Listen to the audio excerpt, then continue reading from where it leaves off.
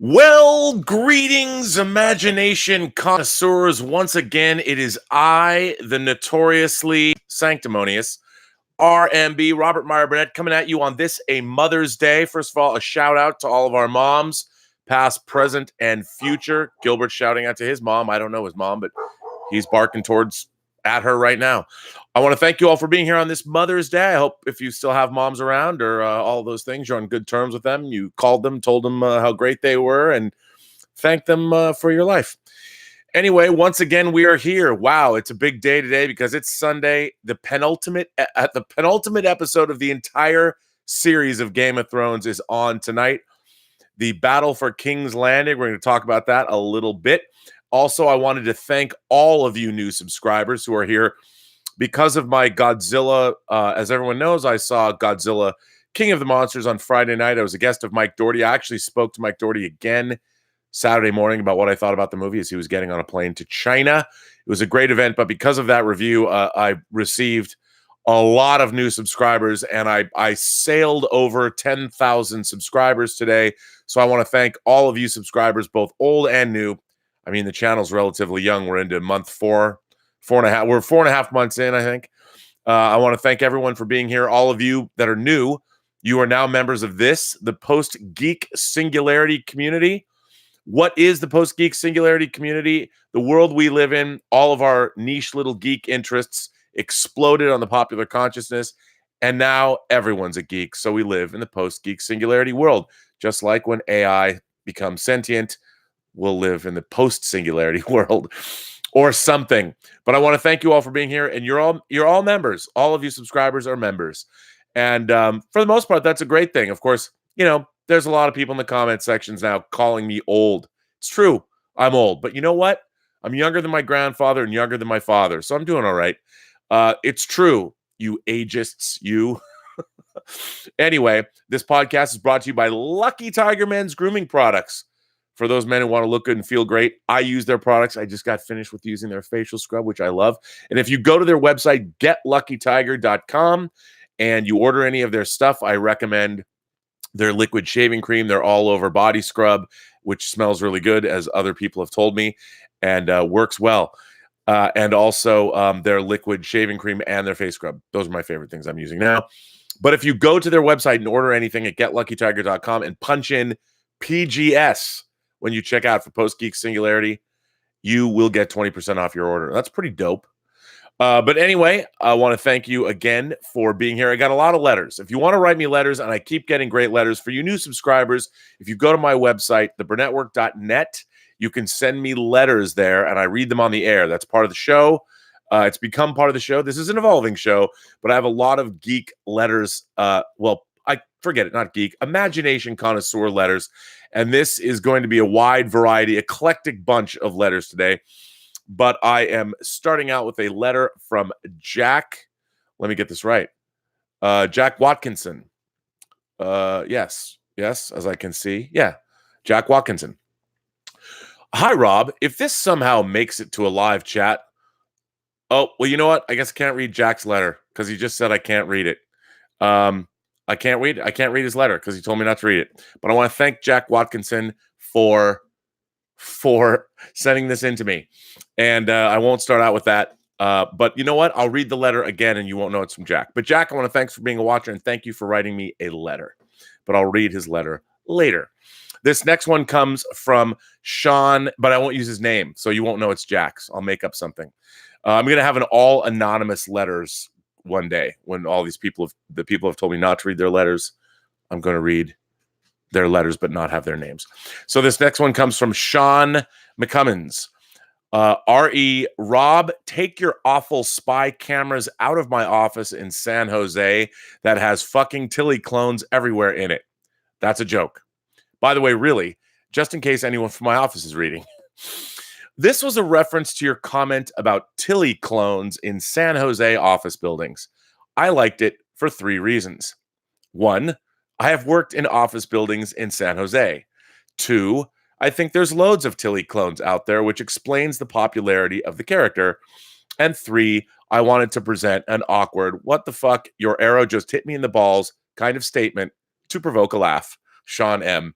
Well, Sean, you did provoke a laugh. For that, what that is in reference to is I made a joke. I had said that Tilly has become this beloved character because I'm sure there's many people who work in the tech industry and offices in San Jose that are just like Tilly. Now, I hope that it was taken in the spirit it was intended. Certainly Sean did. So I want to thank Sean for that because, by the way, I've never worked in an office in San Jose. I was just making a joke. I'm sure everybody who works in the tech sector in San Jose are lovely people, and a lot of them can love Tilly, and I think that's great.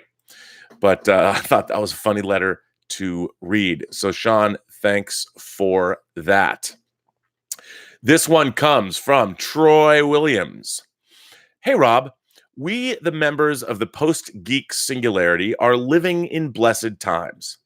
We just got to see Shazam, Captain Marvel, and Avengers Endgame. How many times have you all seen it now? And we still have numerous films coming up, such as Spider-Man, Far From Home, Lion King, Toy Story 4, Joker, It Chapter 2, and Star Wars Episode 9. These are all projects that I'm super looking forward to, and I can't believe that we live in such times that we get to see them. That said, I think this has resulted in an interesting dilemma. I often hear people complain that Hollywood doesn't make anything original anymore, and I can see why they would think that. Over the past 15 years or so, how many different comic book movies have been released? How many different Pixar movies had come out? How many times do we see an existing IP getting rebooted, revitalized, or revamped? In the end, these are the movies that make money. So it makes sense that these are the movies the studios are making. It makes sense that the movie trailers that people see are for these types of movies. What people don't understand, however, is that original movies are still being made today. One of my favorite movie studios, I'd call them a distributor actually, one of my favorite movie studios is A24. The films that they distribute are interesting and unique, with movies like Lady Bird, Hereditary, Moonlight, Room, Eighth Grade, etc. You know that A24 is not in the business of producing mainstream content. A24 is not the only studio to do that either. Fox Searchlight and Blumhouse also release interesting and unique movies, as do other small distributors. The problem is that is not that there are original movies being made, it's that they're not making very much money. They make enough to exist, but they aren't making enough to really grow like the comic book movie genre can. I see this as a bummer because I want unique movies to be popular as well so that we can have more of them. How can original movies gain more popularity than they currently have? Thanks, Rob. Troy Williams from cinemasurvey.net. Well, Troy, you hit the nail on the head right there, son. For those of you who don't know, A24 is an indie distributor. They've released quite a few movies, and you might be surprised at just how many movies they've released that you've liked. And I think, I don't know anybody at A24. I've got friends that have dealt with them in the past, but I don't know anyone there. But I do think that currently A24 is probably the most exciting distributor of cinema there is, probably in the world right now. I don't know who picks their movies for distribution. As I said, I don't know anyone there, but their taste, in my mind, pretty impeccable in terms of providing unique visions. Hereditary, they've got Midsummer coming out from the director of Hereditary, which I can't wait to see. They have a science fiction movie in theaters right now that I also haven't seen, but I just haven't got there, and I'm dying to see it. It's called High Life, and it was directed by Claire Denis, it's Claire Denis, but Claire Denis, I think it's French. I don't know if the pronunciation is right, but with Robert Pattinson and Juliette Binoche, and it's supposedly a very interesting science fiction film that, people have said it's akin to Tarkovsky's Solaris, or Soderbergh's Solaris, which, by the way, hey, where is Solaris on Blu-ray? Not Tarkovsky's, I have that, but Soderbergh's. But they're an incredible distributor. And you bring up a really good point, because here's the thing. The entertainment business ebbs and flows based on our tastes, our public tastes. And now one of the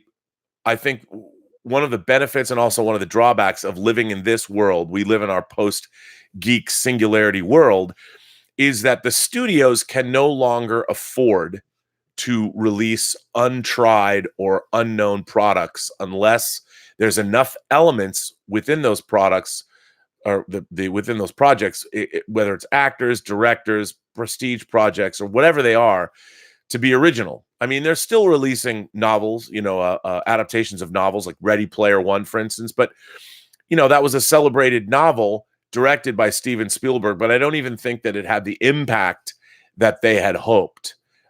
Even though I enjoyed it, but there's too much money involved. As we've talked about, the studios themselves are not sitting on large bundles of cash. Even when they make a film, the hundreds of millions of dollars some of these larger tentpoles can cost, that money has to be borrowed. And that's why frequently you'll see studios teaming up with different or other production companies, a lot of Chinese money out of Abu Dhabi, different kinds of money from all over the world to mitigate the risks. And what they're expecting when you're releasing a film worldwide, your movie sometimes almost will have the same amount put toward its marketing globally.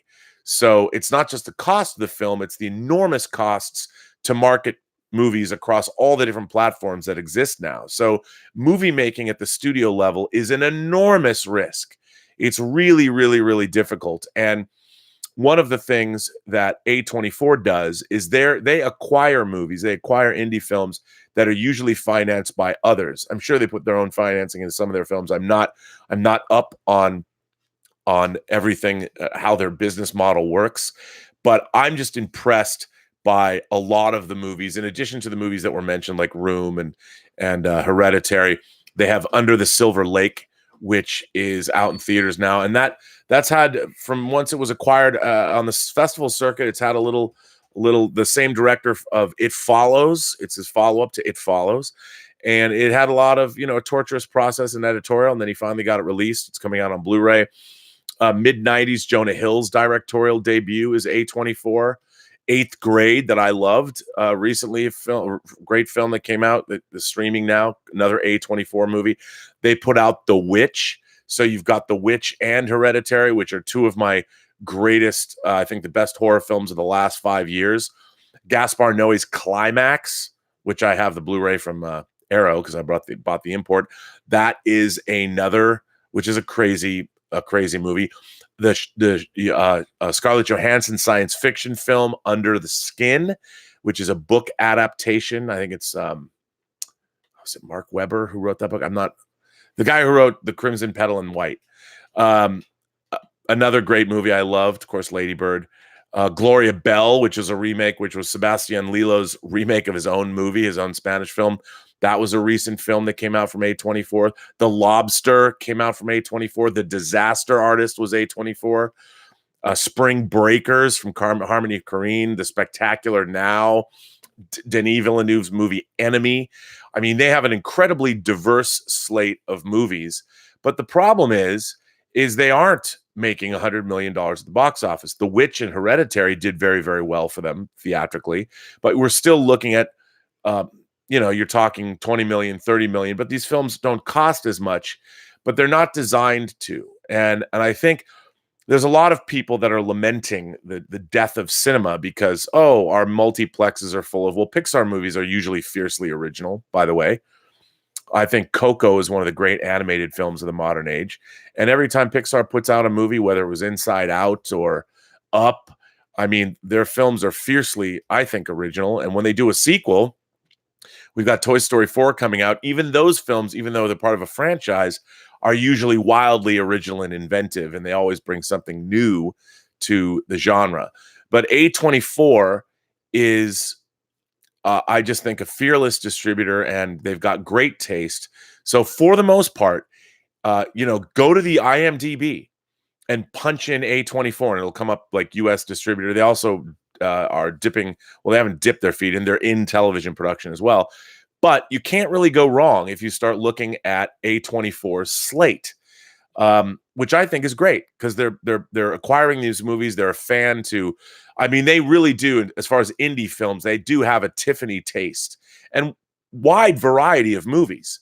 They're not like your typical like when Miramax was going after their Oscar bait movies, there was movies that Miramax, you could tell, okay, here was a Miramax release.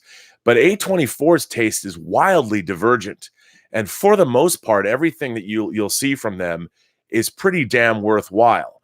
But again, you have to seek those kinds of things out. I think it's important that if you guys love cinema, and I'm not just like, I love all kinds of cinema. I've been growing up my whole life. I love cinema from all over the world. I've loved indie cinema.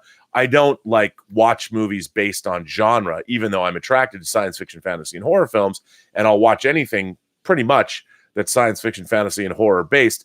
They don't tend to be my favorite movies. If you were going to ask me my 20 favorite movies, I don't even know. There might be one or two science fiction, fantasy, and horror films in my top 20, but I'm much more interested in other kinds of movies in terms of my favorites. So the movies I watch over and over again don't tend to be franchise films and don't tend to be genre movies. I like more movies about, I don't know, drama. But anyway, A24 is a distributor that you should always be on the lookout for whatever they're putting out.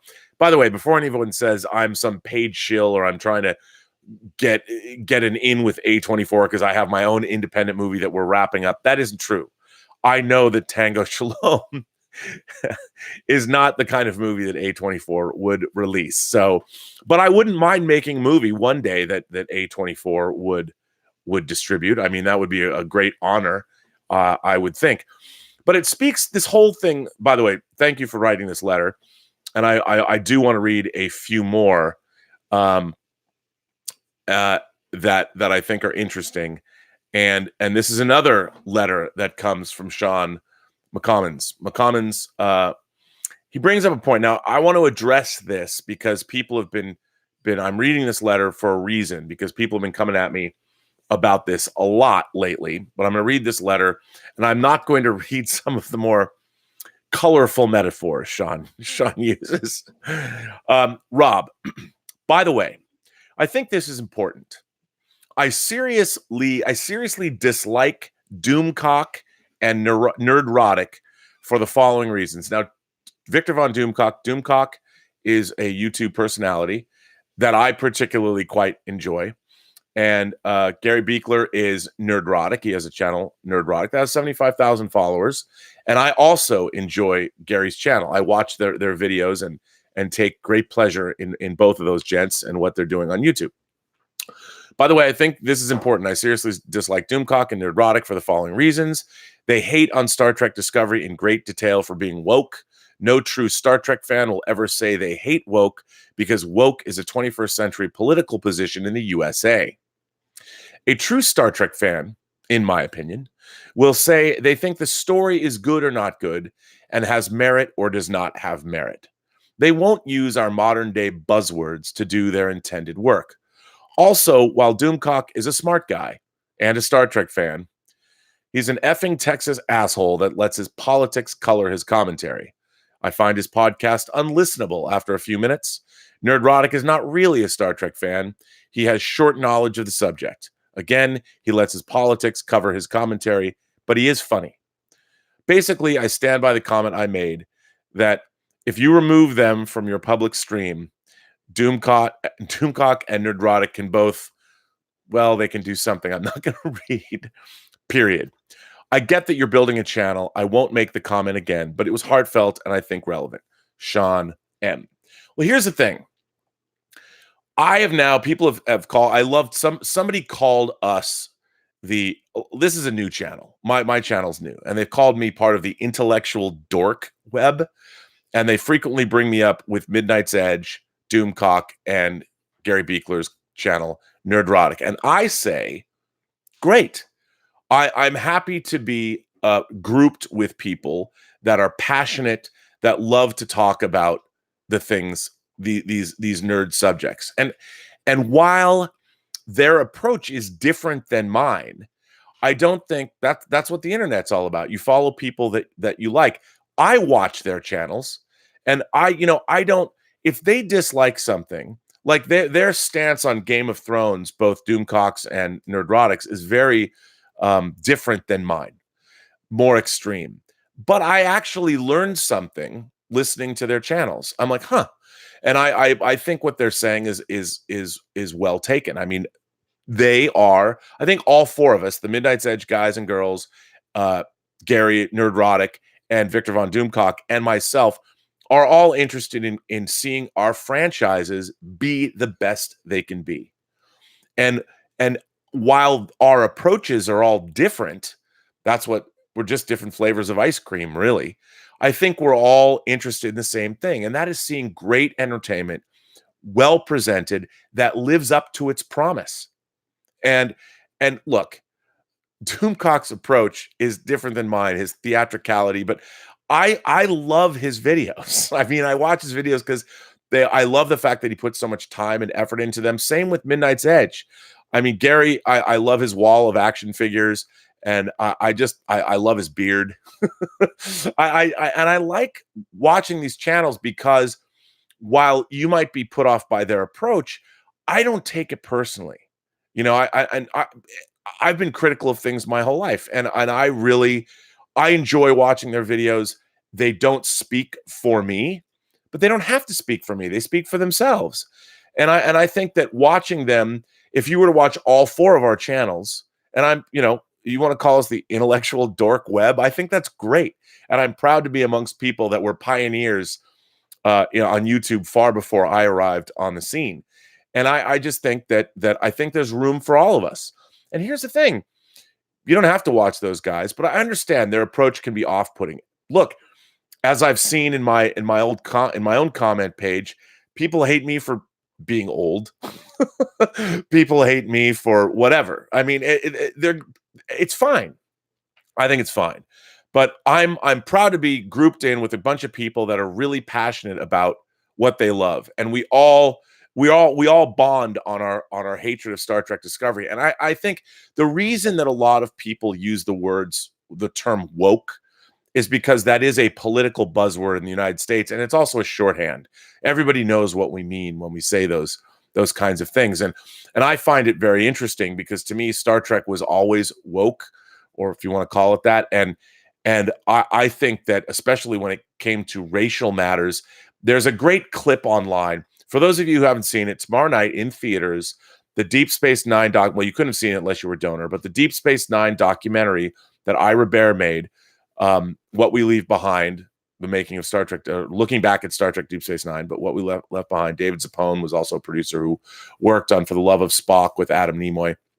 It's a wonderful documentary made by the people involved for Star Trek. And there was Avery Brooks is in it, but there's an interesting video when Avery Brooks is discussing how he approached Captain Sisko. And he basically said, I didn't approach Captain Sisko as a brown man. It doesn't say that in the script. I approached Captain Sisko as being a Starfleet captain and the character. And well, first he was commander, but then he became captain. And it's very strange. So to me, if you look at Star Trek Deep Space Nine, pretty wildly diverse cast amongst both the principals and the extended cast of the show. Star Trek Deep Space Nine was a very woke show, but they never had to say it was woke. It just was woke.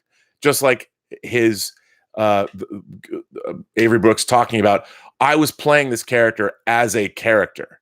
I've always said that the relationship that Avery Brooks had with his son, Jake, the father-son relationship, the single father-son, was Sisko as a widow. His wife Jennifer lost her life in the Battle of Wharf 359 on the Saratoga, and he was a widower and a single father. One of the greatest portrayals on television of a relationship between a father and son in television history, and they were black. Now, nowadays you'd get all kinds of identity politics pieces that would talk about this element, but on Star Trek Deep Space Nine, they didn't have to do that. It was evident in the material. And I think that's what everyone is complaining about, that Star Trek Discovery is being known as this. Well, look at all the inclusion, but to make inclusion the forefront of what it is that you're doing, I believe, and I think my fellow members of the intellectual dork web also believe, that you make things. True inclusion comes when it just exists. You're not putting it at the forefront of what it is you're trying to do. You're just telling your great stories. And as I've said, the Burnett axiom, never put your universe before your characters and your story. And that happens a lot these days. Everyone wants a pat on the back. Oh, we're showing, look at who we're showing. Look at this inclusion. The people that want to see inclusion know when it's pandering or not. And that's why it's great to see Star Trek Deep Space Nine on all these talk shows now. Maybe it'll get a reassessment. Hopefully they will redo the show. I know it's going to take between $15 and $20 million, and it will take 4 years to do all 172 episodes of the show. I know that. I hope to see Deep Space Nine done. Maybe they'll remaster it, unlike TNG, in 4K. I'd love to see that. Hope it happens one day. I'm a huge Deep Space Nine fan.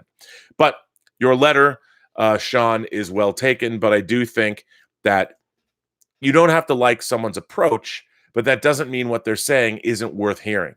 And as I've said before, every person you meet has a story to tell you haven't heard. All you have to do is listen. And I am proud to be grouped along with Gary Beekler from Nerdrotic and Doomcock and Midnight's Edge, because we're all passionate fans of the things that we love. And it's true passion. And that's what I like. I love, you might not like the way people are saying things, but the way it's being presented is full of fiery passion and some great production values. I mean, Gary and I are basically talking in these rooms of geekdom that we have. I mean, somebody even complained on my thing that this looked too much like a basement after a flood, which isn't true.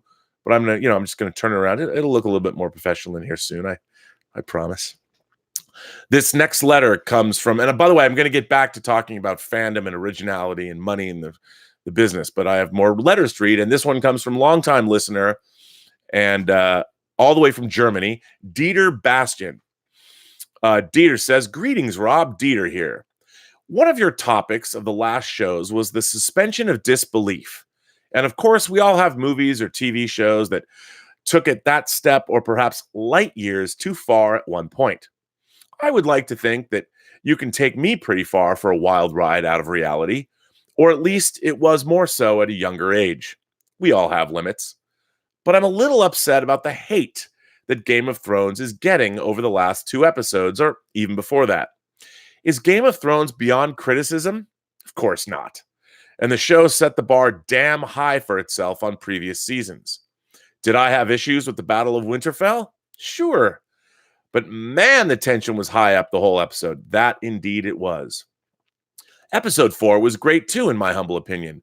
I had no problems with Jon not stroking his dog. Got to be a dog lover, I guess. Or how Bronn got into Winterfell. God damn, he's a clever guy. He would and have simply found a way. And I don't need to see every reaction from everyone about finding out the truth about Jon's heritage. Of course, everyone on the web is the best military strategist now and shared their opinions for the rundown of the Battle of Winterfell and had seen the ambush of Euron and his Iron Fleet coming. Even Admiral Burnett pooped on that one like there's no tomorrow. It was an ambush, man, and they got their asses handed to them. Nothing more to it. Let it go, Rob. Of course, I understand that totally fair criticism. But even if I had my own issues, none killed my suspension of disbelief for the show. Not even when they were outside of the gates to King's Landing negotiating and Admiral Burnett shouted, "Let the arrows fly and kill them all." Luckily, no one heard him over Gilbert's barking. And so gladly, we have 2 episodes to go, and we'd not stop the show right there after only 5 episodes. Yes, I too think the last 2 seasons could have profited from the usual 10-episode run structure, but I still love it. I feel like really every detail or coffee cup of Game of Thrones is now put on the logic scale, dissected till there's no tomorrow, and the last 2 chapters will have the most epic YouTube rants you have ever seen. Me, I'm really looking forward to it. Can they stick the landing? Well, I don't know yet, but according to the internet hate, D&D already overshot it. So if Game of Thrones in its current state doesn't do it for me in the suspension of disbelief area, what actually does? Well, here are some examples. Top of my list has to be the Leia flying scene in, of course, Star Wars The Last Jedi. We could have said goodbye to our princess right there. but now we're lucky SOBs. We get to enjoy scenes from the cutting room floor woven into episode 9 into, I guess, some sort of concluding story, whatever there is left to tell. I don't know. None of what Game of Thrones has served me to this day reaches that kind of stupidity. Luke throwing his lightsaber away just to get a laugh out of me, which it did, but only once when I came to my senses and realized I'm not in Spaceballs 2. He could have just handed the saber back to her. I had no problem with the status of Luke in the movie, but this scene showed me that, that like Lemmy Klimster would sing, this movie had no class. As cool as the hyperspace jump was, yes, my jaw dropped and still will, but it just raised the question of why didn't anyone use this tactic before? Of course, Finn and Rose survive, while 99% of the rest of the people on that ship are presumably dead. And it's nice to know that someone can be saved simply by crashing into him when it's just a rusty flying bucket. Nice save, Tico. Burn in hell, Last Jedi. Let's move over to Star Trek. No, not Discovery again. Rob and his fellow haters already killed my enthusiasm for seeing season 2. I even loved season 1. Duck and cover. Admiral Burnett getting ready for all guns blazing tactics. I know, Rob, I'm skating on thin ice, and considering my weight class, that's something I probably shouldn't do. But sometimes you have to live on the edge. To me, it was a breath of fresh air considering what the JJ movies did with the franchise, especially Into Darkness. The Enterprise underwater? What the fuck? Can you repair a warp drive with a simple double kick action? Well, that's nice to know. But why even repair when you can travel or beam to another planet really far away instantly? I'm out of here. Where did I park my shuttlecraft? Don't get me wrong, Rob. Of course, I own both of these movies multiple times on Blu-ray. Me too. I can enjoy them as popcorn flicks, but I just need to turn my brain off way more than usual and focus stronger on the nice lens flares. Oh, there was one. There goes another. All those shiny, bright lights. Gotta love it when they sparkle. Last example is the famous Netflix movie Bird Box. The makers want me to believe that you can steer a wild river blind, driving a car blind simply with GPS instructions and sensors, even if there is a ton of stuff lying around on the streets because of the mayhem, and then park perfectly in front of a store. Yeah, I'm out of here too. For me, none of what Game of Thrones did reached any of those examples. Sorry, Rob, this letter's gotten way longer than I expected, but sometimes it feels good to vent. Still waiting on your mentioned Hellraiser Avengers crossover project when Tony couldn't help himself and played with the infamous puzzle box. Can't wait. Get her done. No suspension of disbelief there. I'm already sold. I just need a link to your Kickstarter campaign for it. Once again, live long and prosper, Rob, and go easy on those last 2 Game of Thrones episodes. Best regards from Germany, Dieter. Well, you know, here's a funny. First of all, I love Dieter. I love his letters. Here's a funny thing, though. You know, he talks about how we're nitpicking about Game of Thrones, and then goes on to nitpick his own problems with Last Jedi and with other things. I think this is a case in point, because all of these nitpicks, whether you're nitpicking Game of Thrones, whether you're nitpicking Star Trek Discovery, whether you're nitpicking Star Wars, they all come from the same place, and that is storytelling. Is the storytelling good? In the case of Game of Thrones, because of their truncated seasons, they've been allowing a lot of the things, a lot of the if you're in animation, there's something called in-betweeners, or the in-between. An in-betweener, like if a character moves their arms or something like this, the main animators will draw the main points, keyframes, and then the in-betweeners will create the in-between frames, motion blur, whatever. Computers would do that. That's when they first used Go Motion, when ILM came up with Go Motion, that they used both for the Vermithrax pejorative dragon from Dragon Slayer, which is available on Amazon streaming in HD. Who would have thought? Certainly not out on Blu-ray. And then they also used Go Motion for the Tauntauns. And what was so revolutionary about Go Motion was that stop motion animation had a jerkiness to it that was unavoidable because it was single frame animation.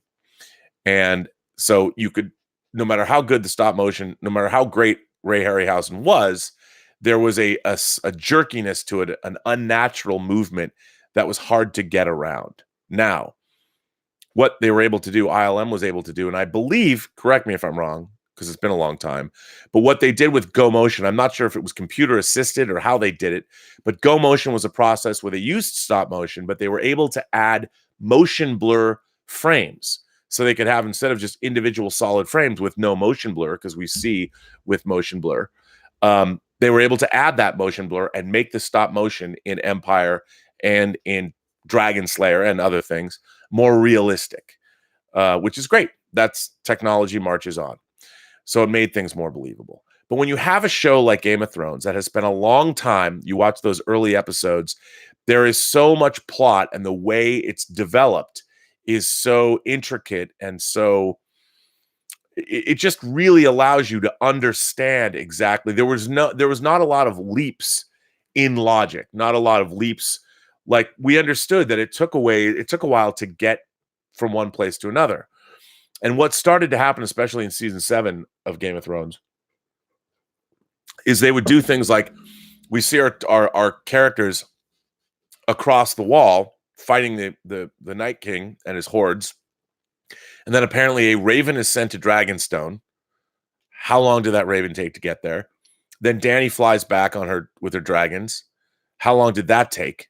And it just seemed like the distance covered suddenly became, we as viewers, suddenly, I even had a problem with it.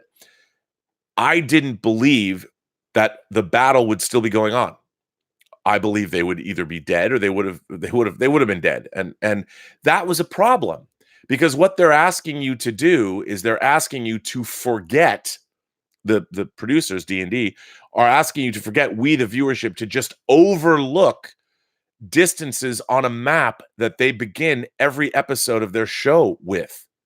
So we're reminded every the opening of every Game of Thrones, if you don't skip the intro, and you shouldn't, because how do you find out where they're gonna set the episode that week? If they've already set up this expectation, and then they violate that, it becomes very difficult to continue watching, because you're like, well, wait a minute, that's not right. That doesn't work that way. And when Princess Leia gets ejected into the harsh vacuum of space, and she's able to survive being there, that's suddenly strange credulity again. You know, any astute watcher, sure, there's sound in space in the Star Wars universe, but we can only take our beliefs so far.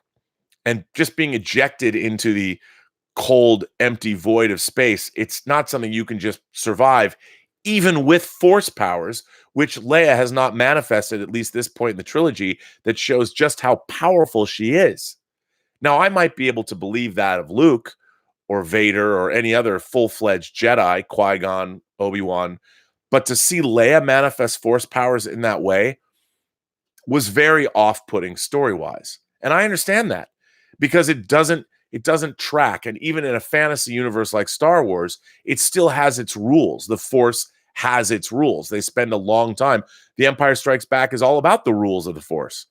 And once you're coming at it from that perspective, it's then very difficult. You have to ask yourself, why did the filmmakers why are they tripping up their own audience? And as a filmmaker myself, and as an editor, when I'm sitting in the edit bay, one of the great things that an editor is supposed to do is make logical sense through cutting a movie to make sure the story tracks. Whether it's periods of time, when is it day and when is it night, all of these things. How long has it been since one event's happening to the other event? All of those things go into what I would call verisimilitude. One of my favorite words for you new members of the Post-Geek Singularity community. I am called the keeper of verisimilitude. And when what people are doing is they're violating verisimilitude to me.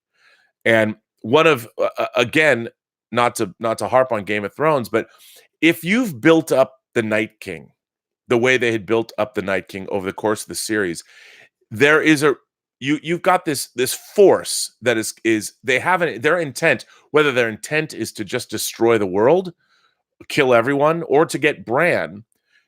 We need to know as viewers, to have a satisfying viewing experience, to have the stories resonate in our imaginations, to let us think about them even decades after the fact.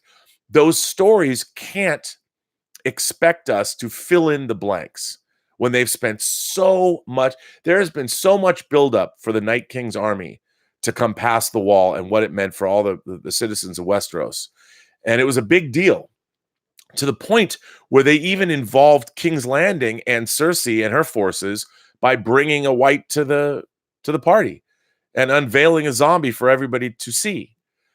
And the end of that storyline did not answer questions. And while Arya got to kill the Night King, and I have no problem with Arya being a badass, but the story that they were setting up seemed, to me at least, to have a lot more to it. There was a lot more going on with the Night King than we were led to believe. We don't know. And I think that any storyteller would tell you that that was an unsatisfying conclusion to something that was built up so long. I will agree that the first half an hour of that episode was white knuckle time. I mean, I was tense. I was so tense. Elizabeth and I were watching it, and our dog was reacting to how tense. Gilbert was freaked out about how tense we were watching that episode. But again, when you don't have a payoff, I think it's legitimate. It's a legitimate concern to say, hey, why are these things happening? Why, with a show that I'm so invested in, and you've done such a good job of setting everything up for me, why am I left with this conclusion where I'm just left with questions? Who was the Night King? Why was he bothering? He had who were those guys which looked to be his inner circle? Why does an undead creature have an inner circle that's wearing armor? If he's showing intent, like, for instance, hey, this dragon fell into the water that I've shot out of the sky with a spear that I've thrown.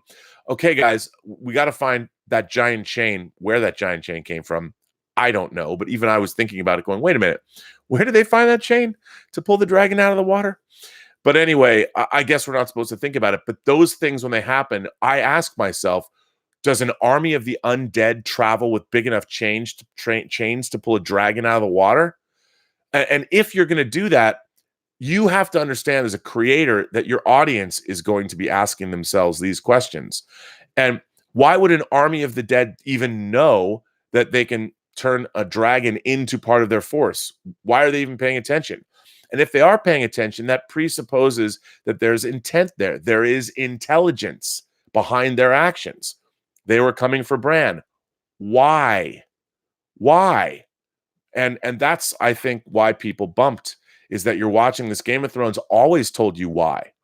You always understood what was going on, for the most part. And when a filmmaker lets you down in that way, or a showrunner lets you down that way, it's sort of inexplicable. You're like, well, wait a minute. And I know, as somebody who's sitting in the edit bay, there's many people that ask these questions during the course of production, because they have to understand why to do their jobs. Why is this happening? The art department needs to know, okay, I guess we're going to need to come up with chains of some kind. If I was in the art department on Game of Thrones in that scene in last season, I would have said to myself, okay, well, in order to know what these chains look like, I'd have to know, well, what kind of chains are they? Where did they come from? I mean, a good art department is as much a part of your verisimilitude as any other department on the film, because they have to make sure that the surroundings are convincing. I'd love to have had that discussion. I mean, I don't know who the production designer on Game of Thrones is by name, but I'm sure when he read that script, he's like, okay, so the army of the undead somehow has these giant chains. I would have to ask, well, what do these chains look like? Are they rusty? Because we have to make them look convincing. So what were they used for? Were they manufactured by the army of the dead? And if they were manufactured by the army of the dead, where were they manufactured? Where was the forge that made the steel that made those chains? It becomes, these are questions that need to be grappled with when you're making, especially genre films, but any movie. I mean, when you sit in a production meeting and you do what's called a page turn, all the department heads are sitting around a table. This is before production begins. And you, as the director and the producing staff and all of the department heads, you literally turn the page, every page of a script, and you go through it. You talk about, what do we need? What do all the departments need? The director conveys their vision here. I want my characters, I want their clothes to have something to do with this. I want the sets to look like this. And everybody gets on the same page. And when you're asking an art department or somebody to create things for you, they have to know what's in your mind. Well, okay, in a fantasy realm, where did these things come from? Everybody tries to come up with a reason so they can explain and make things work and make it seem realistic. But in the last 2 seasons of Game of Thrones, there have been many instances, not just in the last 2 episodes, where things like this are glazed over for the expediency of the story to unfold. And in my mind, that has severely hampered my enjoyment of Game of Thrones. I'm still liking it. I really liked the first 2 episodes. It wasn't until the Battle of Winterfell, because I was expecting in the episode The Long Night, we were going to get an answer. What is the answer? I don't know. I don't know. And I wanted to know because it was a question that had been bothering me. Now, to follow that up, this letter, my final letter for today, comes from Logan G. Starts out, Thief and Heat are Michael Mann at his best. Both have great opening scenes. But where do I disagree with you? Skyfall. The James Bond movie Skyfall. I like Skyfall. I don't know if you thought of this or others have noted it, but I like to think of Skyfall as an homage to Wrath of Khan. Interesting. I've never heard this one before. I don't think it's a coincidence that they cast Spanish-speaking actors as the villains. He wants revenge, and he pretty much got revenge. You could argue Khan got much of what he wanted. He, in effect, took Spock away from Kirk. Not that M was Spock. It's not a one-for-one remake, just an homage. You make valid points about Bond in that movie. I found it all kind of interesting. The Daniel Craig movies have all been about exploring the character in new ways. Sometimes it works, as in Casino Royale. Sometimes it doesn't, as in Spectre, which clearly didn't work. I do agree with you about Star Trek: The Motion Picture. I love that film. I've emailed a few times, a very long time ago, with Darren Doctorman about it, and Mike Akuda too. I agree the brand managers could earn a lot of goodwill by putting a 4K The Motion Picture Director's Edition in motion. I said that in one of my chats last week. I couldn't agree more. We need it. The motion picture, The Wrath of Khan are the best, but I also really like Voyage Home and The Undiscovered Country. But the motion picture is special to me. It seems to be pure Trek and Roddenberryism to me. And Isaac Asimov and Jesko von Puttkamer were advisors. I once heard Jesko on a radio show talking about it, and he said their goal was a Star Trek version of 2001. And I think it does that. The problem is solved with intellect and not violence. Some fans didn't like that. I overheard a fan say, they get this huge thing and don't shoot it, utterly missing the point. The Klingons proved shooting V'ger wasn't going to work. Scotty was ready to blow the ship, and that would have worked, but Kirk and team figure out a solution, and you get the mystical merger of Deckard and V'ger at the end. Very 2001. Jesko, in the same radio interview, said that the rest of the Trek movies to him were cowboy shoot-'em-ups. I liked him advocating for smart sci-fi, but as I said, The Wrath of Khan is a fantastic film, thanks to Meyer. And 4 captures the loose comedic heart of 1960s Trek, while also promoting ecology. So there's a lot of ways to do Star Trek and be great. It can be optimistic and scientific, like the original series, the motion picture, The Next Generation, and Enterprise. It can be kind of weird, like Voyager, or explore the darker side in season-long arcs like Deep Space Nine did. As far as I can tell, JJ Era and Disco are just about nonsense plots that don't add up and lots of lens flare. It's all a jumble and easily forgotten. Viewers of Disco will forget what happened in the finale or why it all happened, and the writers never knew why or how, and they don't care. On to Game of Thrones. Since I last wrote to you, the spoilers for the last 2 Game of Thrones episodes have solidified. It doesn't sound great, and events might happen that didn't have enough setup, but we'll see. It's all in the execution. Maybe they'll pull it off and it'll be okay. But I think a lot of people will be disappointed. We'll find out tonight. It'll be interesting in any case. At this point, I just want to see Jon pet Ghost. That's all I need. Logan. P.S. When I was a Battlestar Galactica blogger, many were disappointed with that finale. And I was too. But when I think back on Battlestar Galactica, an odd finale doesn't ruin the series for me. I still look back on it as groundbreaking and brilliant overall. In the future, people might just rewatch Game of Thrones seasons 1 through 6 and kind of ignore 7 and 8. It was still a brilliant show for most of its run. We'll see. Logan.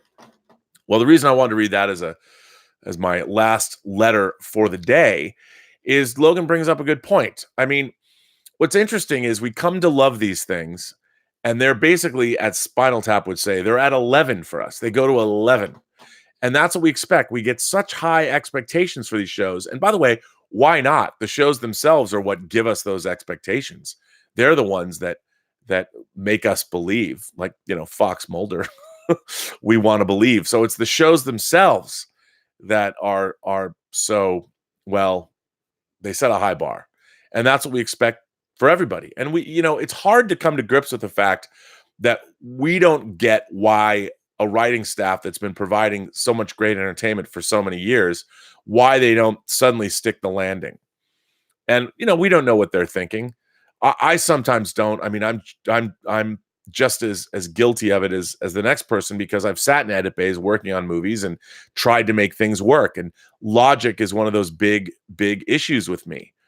And I never quite know why these things happen. But, again, the production values, the Battle of Winterfell might not have been what you wanted it to be. But however, I still think it was rousing. It didn't insult my intelligence the way Star Trek Discovery does, because there was things in it that happened.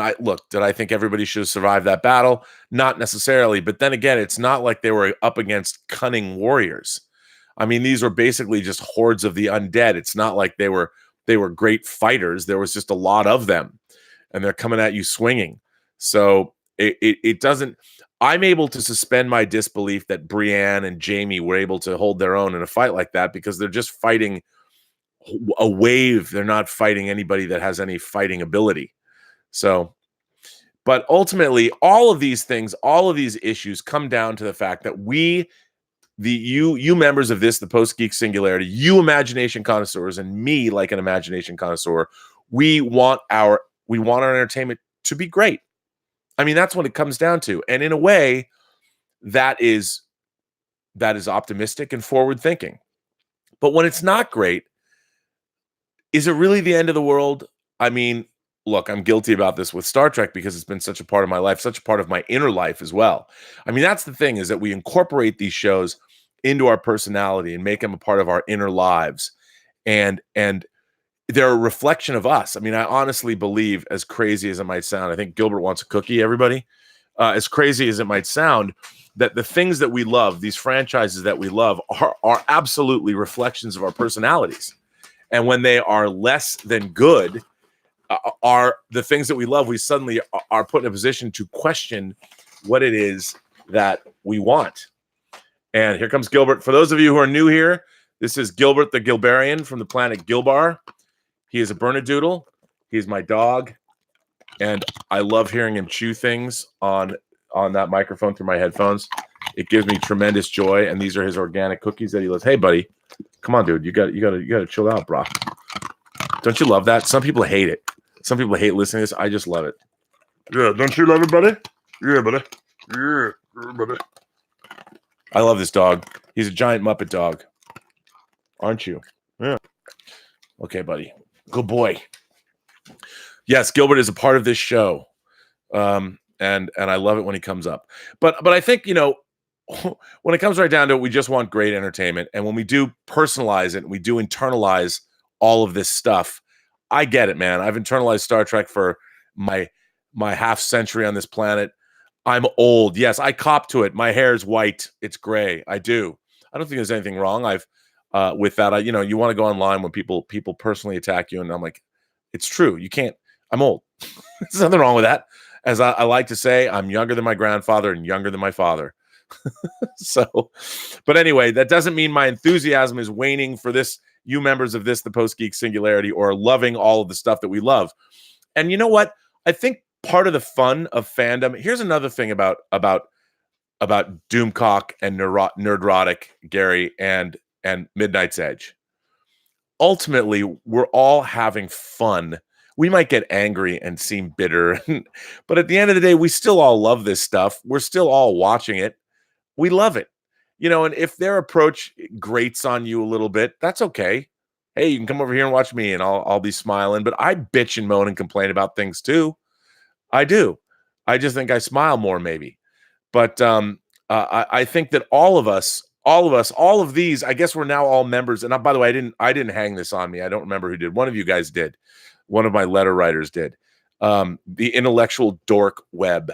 I'm proud. I'm a proud member of that. I want somebody to make me a logo. What does the intellectual dork web look like? With all of us lined up. But I look, we all just want great storytelling. Like Stephen King said, great stories well told. That's my favorite thing in life is to read great stories or to watch great stories or to experience great stories and a great story that is well told, whether it's got great acting and great directing. And we live in a world where we're getting so many great things. You've got Endgame in the theaters. You've got Game of Thrones on TV. You've got The Expanse season 4 gearing up. We've got Toy Story 4 coming out from Pixar, and anything that Pixar puts out for the most part is usually worth watching. We live in a time, it's an embarrassment of riches that we're getting. And we want everything to be 100% all the time. And it just can't be. But there's no reason to get angry. I think the angry and the vitriol that we have is kind of silly, even though I get angry too. But look, I might hate Star Trek Discovery, but I still watch it. I still watch it, and it's part of a continuum, a Star Trek continuum that's existed now for 53 years. And I talk about Gundam shows. Like I like the Universal Century. And there's been a lot of Gundam series that aren't part of the Universal Century that I don't like as much. There's James Bond movies. I love the James Bond franchise as a whole, but there's Bond movies like, Man with a Golden Gun and View to a Kill that I don't like very much. But I love, and Spectre that I don't like very much either. But I still love James Bond movies.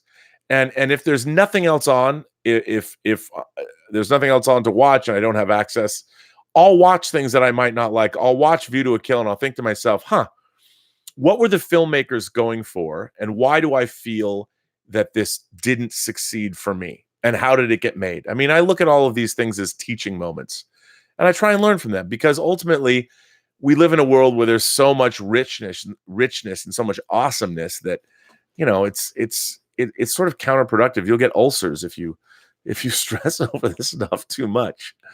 But then again, if we didn't stress over this stuff too much, I wouldn't be here talking to you.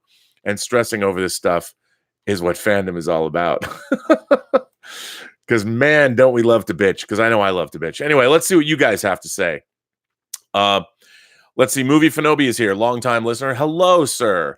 Happy Mother's Day, Burnett Nation. We just took Mom to Palms. It was cute, some emotion, and fun old ladies. She and the family enjoyed it, and that matters most. See, at the end of the day, we're all going to take our eternal dirt naps and the worms are devouring what's left of our eyeballs and the formaldehyde is leaching into the groundwater. All that matters is that we had a good time while we were here. I once heard that the best way to lead your life is at the last moments of your life, you're sliding into home plate with a martini in your hand, and you get to sip that martini right before you slide into home plate and the umpire calls you safe. So there you go. Nicholas Glenn says, went to 7 Target stores this morning to get retro Star Wars figures. They look great. And are you getting a set of these, Rob? Well, Nicholas, I am not. As many people know, I am strictly a 12-inch. I've become very snobbish in my action figure tastes in my elderly years. I just love upscale 12-inch. So, and I do have a few Mezco figures in the background there because they're Dawn of the Dead and Clockwork Orange, and I'll get their other movie-related figures. But for the most part, 12-inch only. I do collect 12-inch Star Wars figures. The Hot Toys figures are fantastic, and I still do get Sideshow 12-inch figures. I don't have all of them, but I have a lot of their Clone Troopers and things like that. But I hope you scored them. Oh, you did score them because you said they look great. Congratulations on getting them. That's awesome. Mark C says, on DS9, Sisko's only a commander in the beginning. Toxic fans complained to Paramount. Only then was he made a captain, as his post would call for. Yeah, but I think it evolved. It didn't seem like the why not? He administered. Hey, in the second, that was a rough place to be, and he was suffering from PTSD, and he as a veteran of the Battle of Wolf 359, losing his wife, and he deserved to be captain. Then they got the Defiant in season 3, and all was good. Mark C says the Battle of Winterfell. Winter's coming. Winter's coming. Or as Doomcock says, nope, not winter, just a cool front. Well, that's true. I mean, again, I don't think they did a good job after everything that we've been promised. It was not great storytelling. I mean, at least the way I see it. Willow Yang says finished. Oh, I was waiting for you to comment on this, but I want to read your analysis. Willow Yang says finished season 1 of TOS. My friend is obviously Chinese. I see you've noticed the ears. He caught his head in a mechanical rice picker. What did you think of that? Willow says, I was laughing so hard I had to pause the episode. But that was quick thinking on Kirk's part. So for those of you who don't know, Willow Yang, who is a member of this, the Post-Geek Singularity community, is a PhD candidate studying molecular biology in Canada. And she is also a very prolific letter writer. I really enjoy her letters. She's very smart. She's wicked smart. And she has keen insight into many things geek. And she frequently sends me letters, and I like reading them. So if you're new subscribers, thank you for being here. And if you're not subscribing, subscribe. But she's always got great insight into geek topics, and I love her letters. And she just finished watching the first season of the original series of Star Trek, the original series. And she's been writing letters about that experience, and it's been great hearing from her. So I'm glad she's finally watched City on the Edge of Forever, which is, of course, a high point in all of Star Trek. I'll be curious to hear what she thought.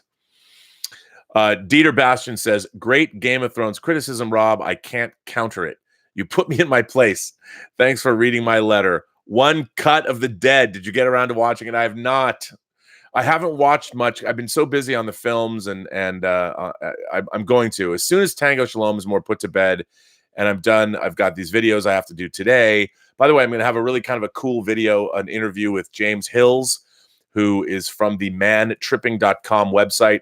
He went up on, I didn't even know you could do this. He was invited to go on a Norwegian cruise ship before it even it was a new cruise ship. It was, I guess, wasn't on a shakedown cruise, but I put everything in those kind of terms. But it was cool, and he talked about what it's like, and I've never been on a cruise. He made me want to go on one of the Norwegian cruise lines. So you'll be able to see that, I guess, this week on the Lucky Tiger website, and you can get to there at clubluckytiger.com and see this, and you'll also get to see Alan Murphy, the president of Lucky Tiger, which is really, really cool. Dave Atkins says, you rock, dude. Are you a fan of Sonic the Hedgehog? I'm a fan of the game. I don't know about the movie. It looks like it's really not for me. If I, kids, I'd probably take them because it looks like it's more of a kid's film. But I did like the game. Who didn't like that game? That game was so much fun. That game was a really fun game to play. At least the first. You know what? I only played like the first game, and I liked it a lot. Aaron H says, I am befuddled by the notion that John would be a better ruler than Danny. Why? Because he gives good speeches. Danny has tons of experience as a leader. Look, I agree with you, and I think that what's interesting is Danny was the breaker of chains when she was overseas, but now in the North, she's sort of an invader. And then in the rest of Westeros, we'll see what happens, but it's a different vibe. I mean, she's a good leader where she was as a liberator. She was basically a revolutionary, but is she a very good politician? That remains to be seen. I guess we'll know. I mean, remember, it is Mother's Day. And as Kevin Rubio pointed out, when they killed Tywin Lannister, it was Father's Day, wasn't it? So who knows what's going to happen tonight? I don't know. I mean, I've loved her storyline, but again, one of the things I didn't like was, seeing the Dothraki hordes being cut down and destroyed by the army of the dead. I wanted to see them storm the gates of King's Landing. And so did Gilbert, apparently. So did Gilbert. Gilbert. See, whenever somebody comes over that he doesn't know, he gets very, very protective. And he makes these guttural sounds. The funny thing is he would never hurt anyone. He would just walk. Hey, dude. Come on, buddy. Come on. He would never hurt anyone. He's a great watchdog, though. Otter Vomit says Danny is not acting like Danny anymore. I think you might. Hey, Gilbert, please. Sorry, I didn't mean to yell at all you guys. I don't know. I don't know what he's yelling about, dude. Whatever he's gonna do. There's always some creature in our backyard, and he always goes to protect me, which is good. Dax Jacobson says Spock and his ears always fixed with a hat. It's true. Joseph is all the way from in the Balkans. Joseph says, I never understood why was Sisko a captain. I mean, don't all captains command a ship and not a station? I know he captained the Defiant, but that was not often. I would be fine with him staying commander. Well, I mean, you could be captain of a station. I don't think you just have to be captain of. That's a good question, but I never saw it as that. Vesna is here. Vesna is from Sarajevo. She's one of my longtime viewers. So hello to Vesna. Vesna, are you a mom? I don't know. I don't know if you're a mom. But it's good that you're here. And I guess it's late for you. I hope you had a good Mother's Day. If you are a mom, if you were just celebrating with your mom, or if you don't have a mom. I don't know, but it's always nice to have. I've really been taken aback by the international nature of these chats. So I thank you all for being here. It's great to have such a cool multinational group of people. I mean, it's very, very cool. I look at my YouTube analytics and I'm shocked just how many countries. It's pretty great. Barbecue Network. Still railing about Discovery. Have you addressed my comments regarding how movie? Oh, Barbecue Network is also a longtime member of this community, and Barbecue Network has asked a good question. He has asked about the R-rated movies that 20th Century Fox now the R-rated films that 20th Century Fox made that are now owned by Disney, and what is their disposition going to be? Now, to be honest, I would imagine that one of the things that they did when they acquired Fox, everybody's all about their streaming services now. That is the future. Physical media is dying a slow death. And look, we can talk about it all we want. There will probably be niche markets around, but even transferring a movie is an expensive proposition. And really, how many more movies are left? I mean, I shouldn't say that. There's a lot of movies that are never going to see the light of day, that have never made it to physical media. And we've lost, like, half the movies made before 1950 or something are lost to the sands of time. But streaming is the future. And what Disney is going to do with, I think, their R-rated movies, they have a majority stake of Hulu. I think they're going to start putting these movies out, even though Disney will own them, they're still going to be out under the 20th Century Fox banner. I think you'll still be able to get them. You'll be able to stream them. Just because they're R-rated, they're not going to go away anytime soon. Now, it's interesting. I mentioned about Solaris earlier, Steven Soderbergh's Solaris. There are Lightstorm, James Cameron's company. There are a number of films such as The Abyss, True Lies, which Cameron both directed.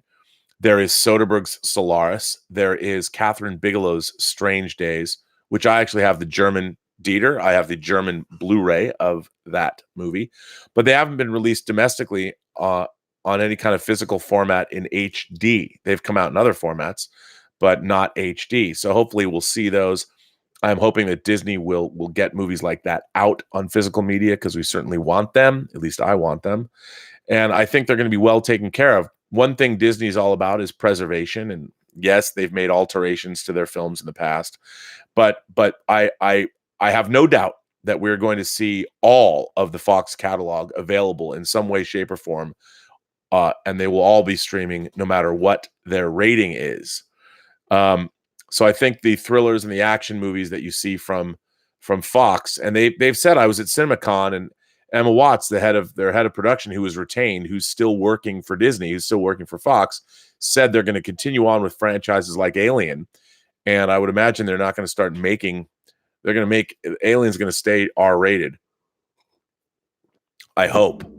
So I don't think you have to worry about that. Uncle Remus says, I want a cookie. Well, I have these organic cookies. You're welcome to have one. I used to eat when I was a kid. I've ate Milk-Bone dog biscuits. I think every kid tried one. I just, as an adult, I can't try his cookies, but I think about it. Coach T says Battlestar Galactica taught us how to frack. I'm one of those people. I loved I loved Daybreak, the climax to the big. And if you watch it on Blu-ray, it's got a longer version of the episode. First of all, you got the action, the big action when they go and rescue the kid. And then I love when they finally got to Earth. Should they have blown up their entire fleet in the sun? Probably not. But I really did love that ending. And when Starbuck disappears and all that, I loved it. A lot of people didn't. I thought it was a very fitting end to the show. It got to me, I have to say. It really did. It got to me. But yeah, I thought it was. I liked Battlestar Galactica for the most part. Alexander Wilson says, "Why did you say yesterday that, oh, I'm just defending Thrones when I was countering your argument?" Well, because you were defending Thrones, Alexander. I think you are, but I think here's the thing. When I'm talking about something, I always try and come from my argument. What I'm basing things on in terms of a franchise is I always try and go back and look at what was previously done, and in terms of in Game of Thrones, as you watched it move along, I don't think anyone would dispute the fact that the machinations of the plot, there was never a moment where you went, why did this happen? Or wait a minute. The reason people loved Game of Thrones, I think, and certainly the reason I loved Game of Thrones was because the storytelling was so rich. You were so immersed and so engrossed in things that you didn't do what we call in filmmaking circles, I guess, I didn't bump on anything. There was nothing I bumped on. Now, I'm like you. I'm the first person to, when it comes to Star Trek, explain that no, there's this or that, and I'm always filling in the blanks if there's something like there's a lot in Endgame that people are nitpicking that I'm like, no, like the Infinity Stones. People are if you listen to how it was explained, the Infinity Stones all just need to be together in their universe. People are wondering, well, how did Captain America take the Soul Stone back to Vormir and put it someplace? Why does it have to go back to Vormir? like according to what Tilda Swinton said, the Infinity Stones just have to be in the universe. All you have to do is take it back to the time that they were taken. But as long as they're in that universe of that reality, so there's no reason the Soul Stone has to go back to Vormir. It just has to be in that reality at that time to keep them all together. I mean, so if somebody says, well, wait a minute, listen, Tilda Swinton says that she doesn't know where Vormir is. She probably doesn't know what Vormir, what's going on there at all. But she does explain that the entire Infinity Stones, all of them have to be in the universe to hold the universe together. If one is removed from the universe, there's an imbalance because, as we learn, the Infinity Stones were created during the creation of the universe. So, in my mind, the Infinity Stones just have to be put back at pretty much close to the moment that they were removed. They don't necessarily have to be removed or put back from the same they don't have to be put back the same place they were removed. Where does it say that? It's as long as they were in that reality. So I can go, yeah, they don't have to go back to Vormir. You can go anywhere. Now I make that leap. This is a leap that I've made personally as a viewer. And some of the things that you were saying yesterday, you were making leaps that I think and you were using examples, you were using individual examples, but I don't think collectively that all of your examples work to show the quick change of character that we're seeing. You got to admit that the storytelling in 7 and 8, the season 7 and 8, have been really sped up. Like, people are talking about suddenly Braun is at Winterfell. Now, I don't have a problem with that because he's a resourceful guy. There was people that how did he get to Winterfell? Well, because he traveled there. Like, I understand that we're watching the truncated time, and that from one day to the next, it might be, or from one scene to the next, we might actually be watching. It's not like the second episode this year, where the night before the Battle of Winterfell, everybody was having basically drinking together and sitting in front of that fire. That was one evening. I get that. But we could have been the first 2 episodes could have had weeks. We don't know how long. They've done not a great job over the latter seasons conveying how time passes and how far things are away from each other. And I think that became a problem because when you're asking yourself during the course of watching the show, wait a minute. I mean, when you have to go back 3 and 4 seasons and use 1 or 2 scenes to justify, I think, a person's personality and how they've changed over the course of the show has been a big thing. We've seen the Hound, we've seen Brienne, we've seen Jamie, and their transformation has been part of that show. Danny's transformation, either watching, like, there was great scenes. Like, I love the scene when she made Podrick Gendry, when she made Gendry gave him a title. That was a very cunning thing to do, but it was normally we would get a number of scenes where we've had a few meaningful glances between Sansa and Danny, but not enough. It's all turned into a shorthand. It's a shorthand that I don't think entirely works. And I don't think most people who are noticing these things are necessarily wrong, because I've noticed it. I just overlook it. I don't like having to overlook storytelling. I think used to be better. That bothers me, but I get why they're doing it. But I think there's certainly enough story that they could have. I mean, they're making these 90-minute episodes. I still don't understand why they didn't just do 10-episode seasons, unless it was a budget thing. They said they didn't have enough story. I think they did have enough story. There's absolutely enough story, because we're not seeing what is the scheming that's going on between the Iron Bank, the Golden Company, Euron's fleet, and Cersei Lannister. I mean, we haven't got that back and forth. You know, I would like to have seen scenes where they actually could manufacture the Scorpion. You know, suddenly just have a bunch of them. They're on ships, and you just have to accept that. When it would have been interesting to see more. I feel like we haven't had that back and forth, that narrative back and forth, like in Godfather 2, when you're going back to the past and the present, that made that show so engrossing. And yeah, I mean, but again, that's just me. I mean, I don't think you can say that Game of Thrones is as effective now as it was in seasons 1, 2, and 3. But I mean, I just don't think you can. But that's not a bad thing. That doesn't mean it should hamper your enjoyment. I mean, it's just a reality. Aaron H says, really wish Game of Thrones was 10 episodes. The pacing is crazy. I agree, because the pacing of the show was part of the show.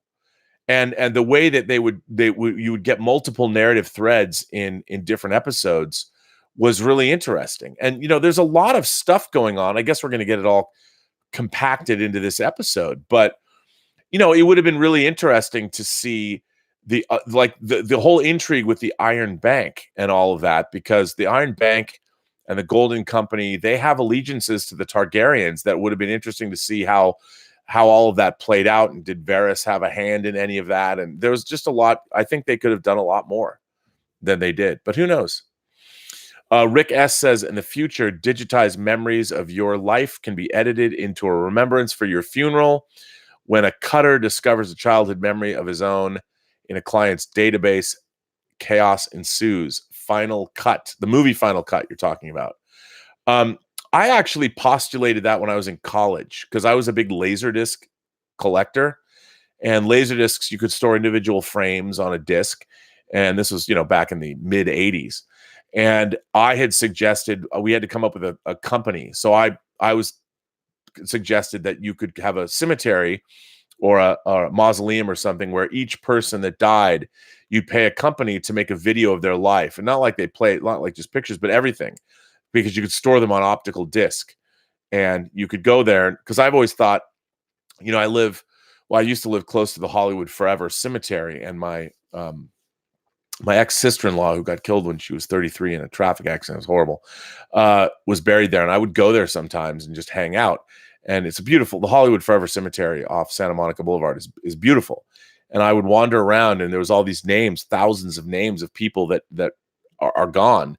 And, you know, there's clearly everybody that knew them were dead. They're dead now. But who were they? We never know. They're just names on a plaque and dates. But wouldn't it have been interesting? Like, I would love to have wandered around a place and hit a button and see what was someone's life like. I mean, we've kind of got that now in this social media era.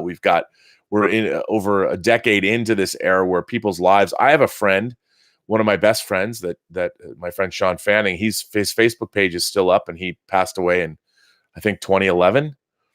And, you know, I visit it periodically for his birthday and just look at it, and it's strange. It's strange that it's still there, but nobody knows he's dead. And there's people that sometimes that don't know. And when his birthday comes up, they'll They're like, happy birthday. And it's just a weird thing. But I think that would be an interesting thing to do. I didn't see Final Cut. I guess I need to see that. I think that would be great. Alexander Wilson comes back and says, Danny was always cruel and wanted power from season 1. Campy would agree. They explained the Night King was a man created by the children to kill men, and his goal at Winterfell was to kill the three-eyed raven, which was Bran. Okay, but why was that his goal? Like, why? I understand all that, but the children of the forest created the children. Created the Night King, but he was just supposed to kill the three-eyed raven. But why was he supposed to kill the three-eyed raven? I mean, they haven't gotten into that. And why then, if that was his goal, why did he wait till now? I guess he needed a dragon. I don't know. And if that was, it just seemed like if that was it, why spend that much time on the story, of what was going on beyond the wall, and then have it end so quickly? It just that didn't seem in tracking with the rest of Game of Thrones. And I understand that. I don't necessarily think Dany was cruel from the beginning. I mean, she didn't want what happened to her to happen to her. She didn't expect to be queen of the Dothraki, and it was all a progression of things. And I think that she's learned a lot. What's interesting is to watch her govern, and the things that she's learned and the things that she didn't learn, like in Marine and all that. And I would like to see a more, I guess what we're seeing is, in my mind, a little bit more of a pedestrian take on what's happening to her. One of the things about Game of Thrones was just how smart it really was. Even though there's all this scheming in medieval times, I mean, it was a very smart show. And I think the last 2 seasons, while I've enjoyed them, have not been as smart. And I think that's what people are responding to. And I think, Dany's descent into madness or to be angry is not nuanced the way, I mean, it's funny to say that about Game of Thrones, but it's not as nuanced as it has been. And I at least I feel that way. And it seems like they have 2 episodes left, and we'll see. It just seems like everything has been rushed, and there's so many peripheral things, like what's going on in Dorne. I don't know.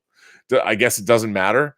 But how does the west of Westeros feel about all of this? I know they've sort of got it down to what's happening in King's Landing and what's happening in the north and how they're going to meet now. And I just think, Euron Greyjoy and the whole Iron Islands and all that seem to, again, come in, and he's become a major player when he's a mustache twirling villain. He's not exactly subtle. And I mean, there's not been a lot of subtlety in people like Joffrey, but he was a little bit more down to earth. I mean, he was a cruel sadist, but like Ramsay, but they felt like they belonged there, whereas the portrayal of Euron Greyjoy feels like he's come in from another movie, like Pirates of the Caribbean or something. And I don't know, maybe that's just me. Stubble McShave says Cisco becoming captain was a normal rise in ranks from career achievements. Deep Space Nine's increased strategic importance also warranted the higher rank. Couldn't agree more with you there. I mean, I never had a problem with him becoming a captain. It just seemed like it seemed like it was natural. Aaron H says, was Dany cruel when she freed hundreds of thousands of slaves and saved multiple cities from tyrants? Ridiculous. No, I don't think she was. And I don't. I think that's another thing, is that her story was really interesting. Watching her story and watching what happened and how she developed, and the rivers and the currents and the eddies that she had to navigate to get where she is. And now I think they're taking the easy way out with her.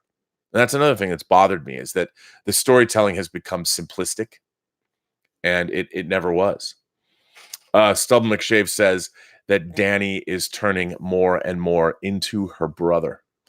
That could be, but her brother was always a douche. And I think the thing about Daenerys is that she's learned a great deal. She's learned how to play the Game of Thrones, and that's why it would be there. We haven't seen enough of her, I don't think, in this season. We've just seen her. She's been reduced to a very, I don't know. It's not a very nuanced or very in-depth portrayal of where she's at.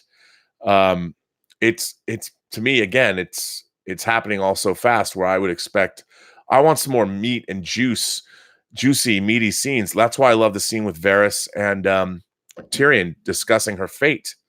And I thought that was peak Game of Thrones right there. And I would like to have seen, I don't know, more of that within the show. And so, yeah. But again, I'm still enjoying it. I'm still enjoying game. I'm not boycotting it or something. Alexander Wilson says, Dany is a mother who lost her dragons, her children, and her closest loves. That wouldn't affect her mental well-being. She burned innocence in the show before. Why? Of course. I mean, yes, she did.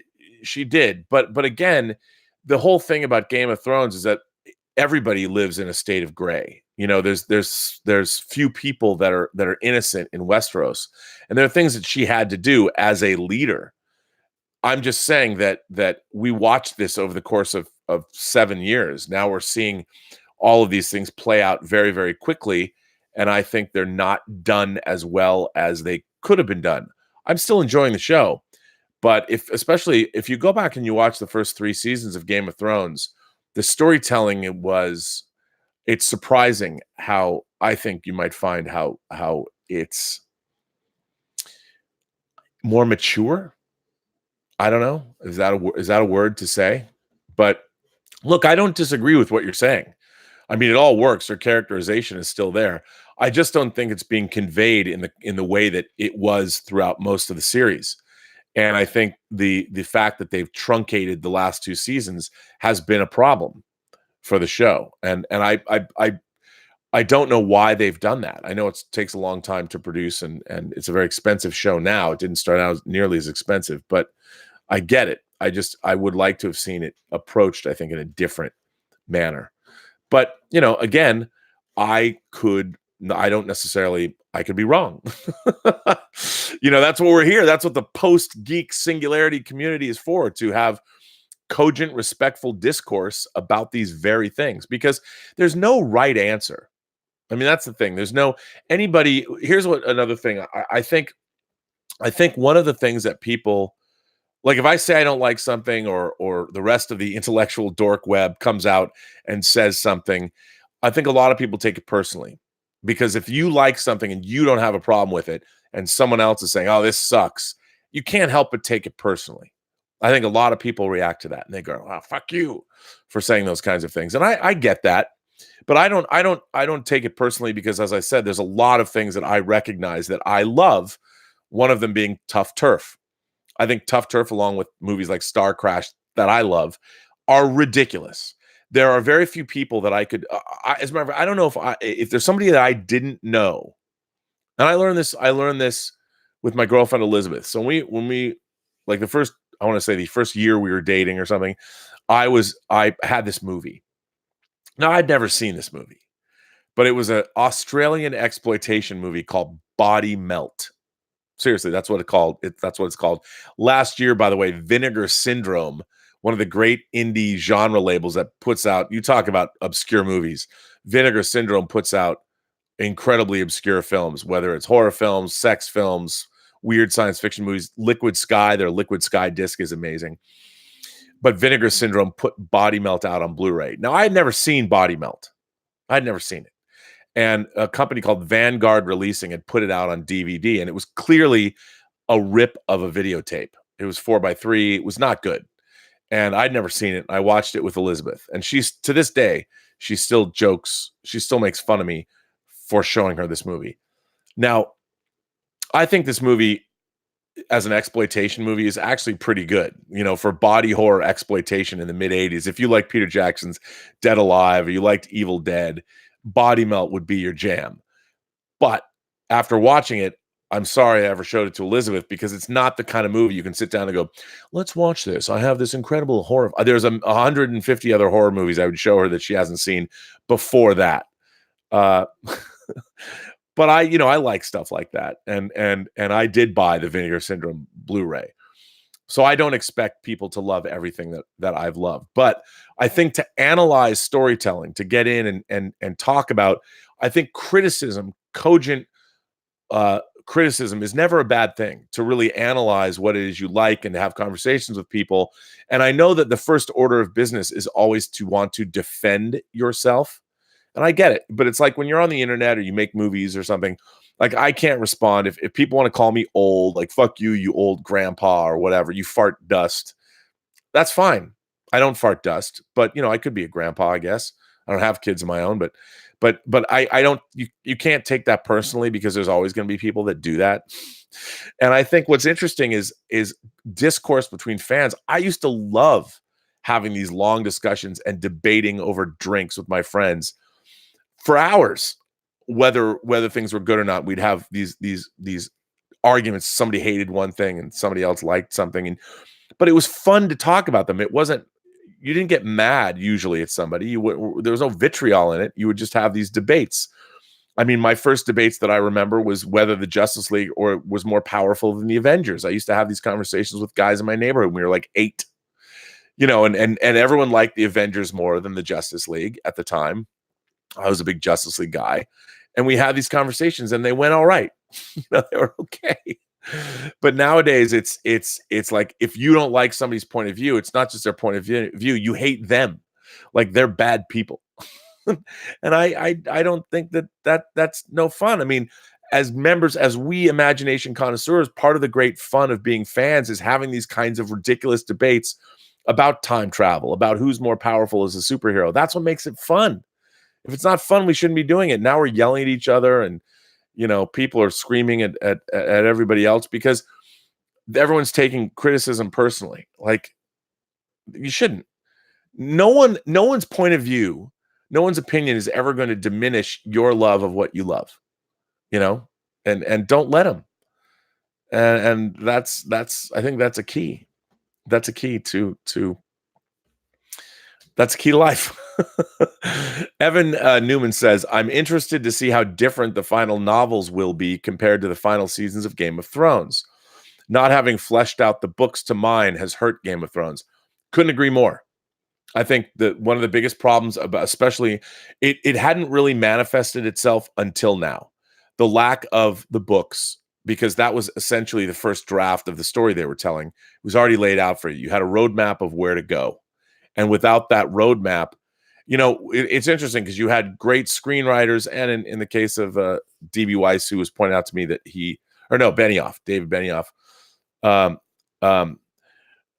Benioff wrote the book, The 25th Hour, that was turned into a movie. So Benioff himself is a novelist, but I really think not having the novels, which are so in-depth and so detailed, that was the roadmap on where to go. So that was an extra layer of, people talk about plot armor. I think plot armor was the books themselves. The books is what gave you the armor you needed to tell the great stories. And that's why the first seasons of Game of Thrones are so good. And by leaving the books behind, they didn't have their first draft, essentially. They didn't have their story map.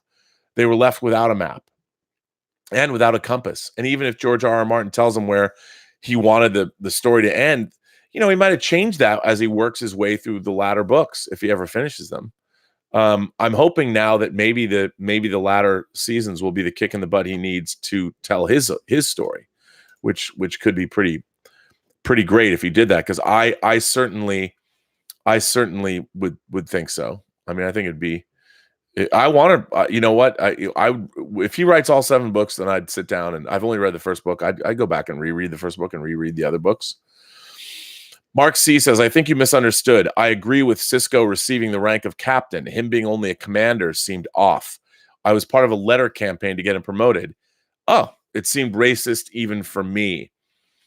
Well, that could be. I mean, I never thought of it as being racist. He was just a commander. I mean, can take years to move up, and him being given that post on Deep Space Nine, it made sense that he was promoted to captain. I totally agree with you.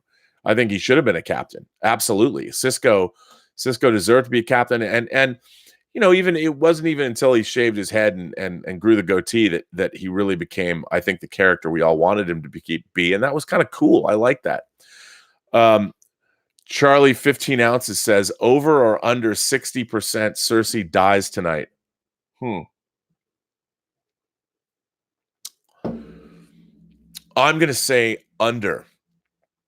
I think if you asked me if Danny dies tonight, if you ask me if Daenerys dies tonight, over under 60%, I'd say over 60%.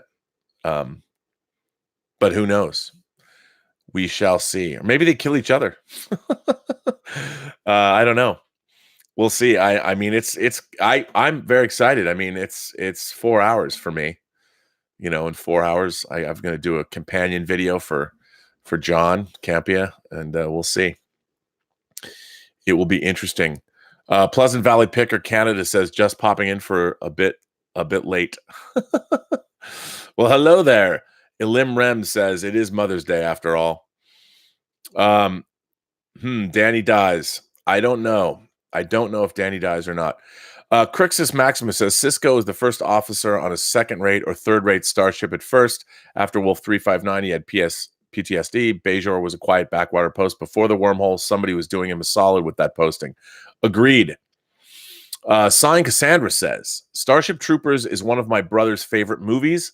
I can't stand it, but we have the best discussions about it. I get to rip it apart, and he gets to rip apart Marnie. He rips apart Marnie? Hitchcock's Marnie? What an interesting debate. I'd love to be on that. I'd love to throw down with you guys and talk about Marnie and Starship Troopers. I'm a Starship Troopers lover. I love Starship Troopers. I think it's great. So we would have a spirited debate, I think. We absolutely would. Yeah. So that'd be fun. Will everybody? Donnie Pearson says, I wish Disney would have merged 20th Century Fox and Touchstone Pictures into the new 20th Century Touchstone label and folded 20th Century Fox TV into ABC Studios. Oh, well, no big deal.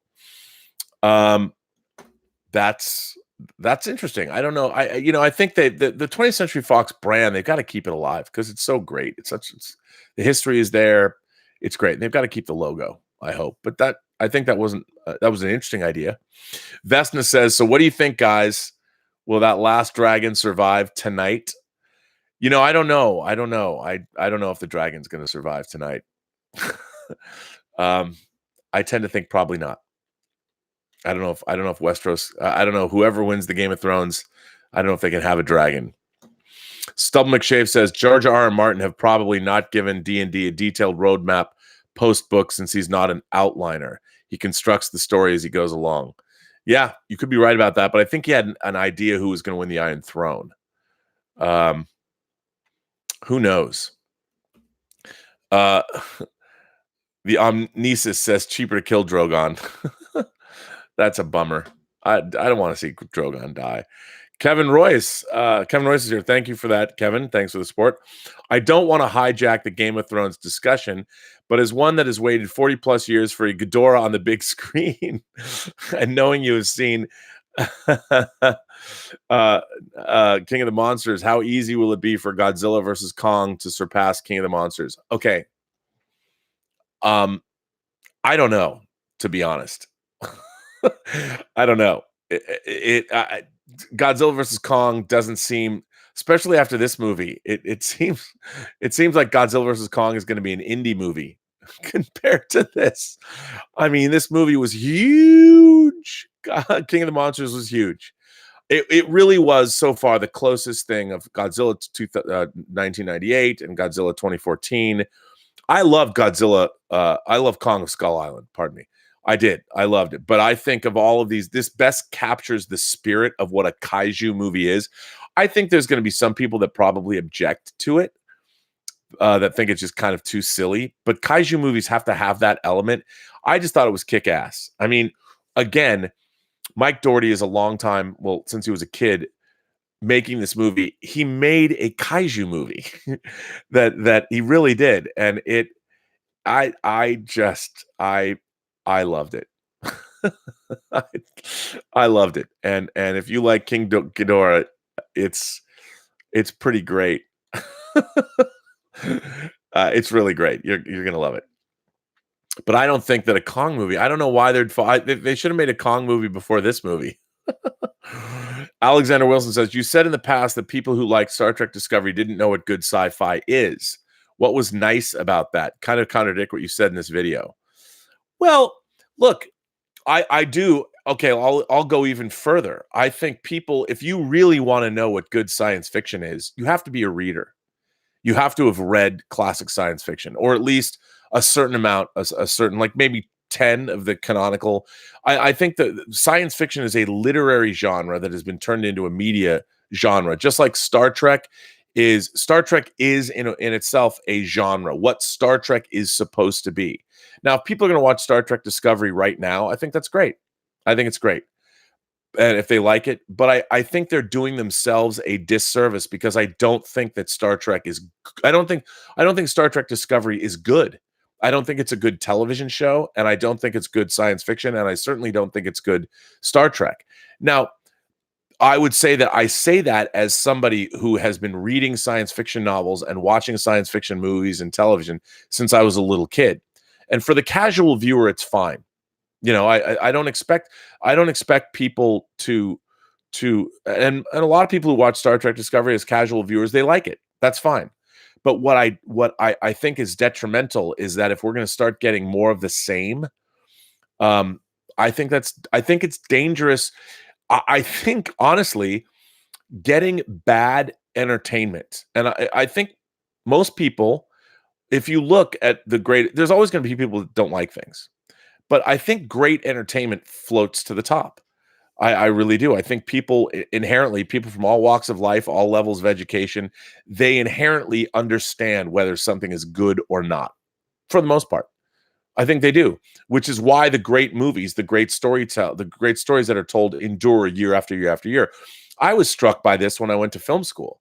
When I started watching a lot of movies that I just avoided, and older movies. And when I saw them, it was readily apparent how good those movies actually were. Even like when I saw All About Eve, I'd never seen All About Eve. Best Picture 1950. I'm like, ugh, it so didn't look like it was something that appealed to me. I was entranced from the opening of the movie. When you hear George Sanders' voiceover, I was like, whoop. I was totally drawn in. It was nothing like I thought it was going to be.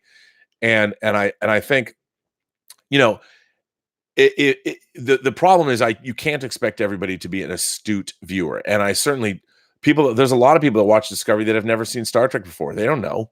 They have nothing to compare it to. And also there's going to be people that now, I've always said, you go back and watch the original series. There are people now, and I understand this. If you've grown up, say you're 30 years old, all right, and you've grown up with Jurassic Park style visual effects, that becomes part of who you are. And to go back and expect people that grow up in a post Jurassic Park world to be able to go back and watch a stop motion dinosaur or creature that Ray Harryhausen has animated is difficult. And I understand. I don't expect people to be able to watch The Beast from 20,000 Fathoms or Valley of the Gwangi or even any of the early Sinbad movies or my beloved Jason and the Argonauts. I mean, watching the skeleton battle at the end, when I grew up with that, it was amazing. But now it's like, well, not so much. So I understand that. I understand that. I do. But I I I I think that I'm not trying to be not nice, but I'm just saying that there is a world out there that is worthy of understanding. And I think the smarter people are, the better off our society is as a whole. And uh, you know, I the more people know, the better off they are in the long run, because it just informs everybody's opinions. It informs everybody's points of view. And I think it elevates. I don't understand why in America, our top priority as a culture, the number one priority that we have, that is education. Education is the key for everybody making a better life for themselves. The more people know, the better off they are for the most part. And I feel that way about even entertainments that I love. When our entertainments are being diminished, I think, just like anything, it ruins. Ultimately, it serves to undermine. It chips away at our civilization, because art and entertainment are part of what makes life worth living. And I love it when it's good. That's all. I mean, I love it when it's good. But that doesn't mean, I also understand that I'm looking at things from a different perspective. But if Star Trek Discovery was a better show, it would be better for the people that were watching it. That's all. I mean, and it would be better for the Star Trek franchise if that makes any sense. But there's people that that point of view. I know that people are like, oh, that's here's the problem. I don't think it's wrong to be called on something, to be called to the carpet, if you're wrong or if you don't know something. I because that's how you learn. And what I don't like now is there's this idea that seems to be pervasive in our society that nobody should be held accountable for their opinions and their because look, if you can go out and spew your opinions now on social media, as we all can, we're going through an evolutionary period. But I think that people should be held accountable to be educated and to be smart and to help the fabric of the body politic where we all live. And it's always better. I think that we should practice civility. I think it's nice, if you think about this in a public space, that people should our baseline should be, we should treat other human beings with a modicum of respect. I don't think that there's something wrong expecting that of people. I would expect on college campuses that you would allow speakers to come onto college campus and show them respect, even though you fiercely disagree with their point of view. Part of college is then to be able to rebut that point of view that you disagree with in a cogent and intelligent manner. And I think that our civilization was going through a devolution in a way because of social media, because now everybody can spew whatever they want on the internet. And I think, it's better for people and for all of us if we're smarter about what we do. And I think part of that is making our entertainment smart. And I think the dissatisfaction for Game of Thrones is Game of Thrones was, as far as fantasy television goes, one of the greatest examples, if not the greatest example, in the history of the medium. And people wanted to be smart. Just like when I grew up, Star Trek meant so much to me. I think Star Trek made me smarter. It instilled in me an interest in the rest of the world, indeed in the rest of the universe. It didn't, it sometimes presented difficult concepts that I didn't understand, and it made me strive to figure out what those things meant. And I think there's nothing wrong with that. And I think there's nothing wrong with the desire to want people to be better, and not just accept the status quo, because that's what we should all be doing. We should all be striving to make ourselves and the world around us a better place to be, I think. Vegetable Tube says, I'm betting there will be dragon sushi tonight. I don't know. Would it be sushi though? Maybe it would be, because I mean, if are the dragons, do they have an element of? I'm just kidding. I think there probably will be some dragon sushi tonight. Alexander Wilson says, what gives you the right to tell people they're getting a disservice? Why the heck can't people watch and enjoy what they want to? They can. Why? But I think my personal opinion is that when people are watching entertainment that's subpar, they're being done a disservice. I think the whole franchise of Game of Thrones. Here's the thing. There's nothing wrong. I don't think that there's anything wrong for me to say I think people are being given. If people are being given subpar entertainment, there is a disservice being done to them. But that's just my opinion. I would like to see things elevate us rather than, I thought the Dukes of Hazzard. When I was a kid, I hated the Dukes of Hazzard. I didn't like it at all.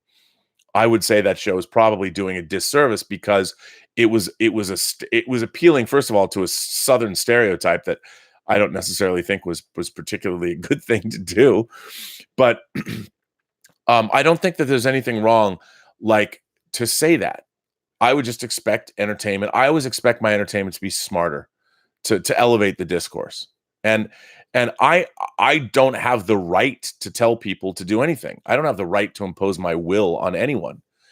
But in this country, I can speak my mind. And I think that's where our disconnect comes from. That's why when people get mad at Doomcock, or they get mad at Gary on Nerdrotic, or they get mad at the Midnight's Edge people, everybody takes it personally. It's like, I'm not telling anybody to do anything. I'm not saying you can't enjoy these things. I'm not, because you can.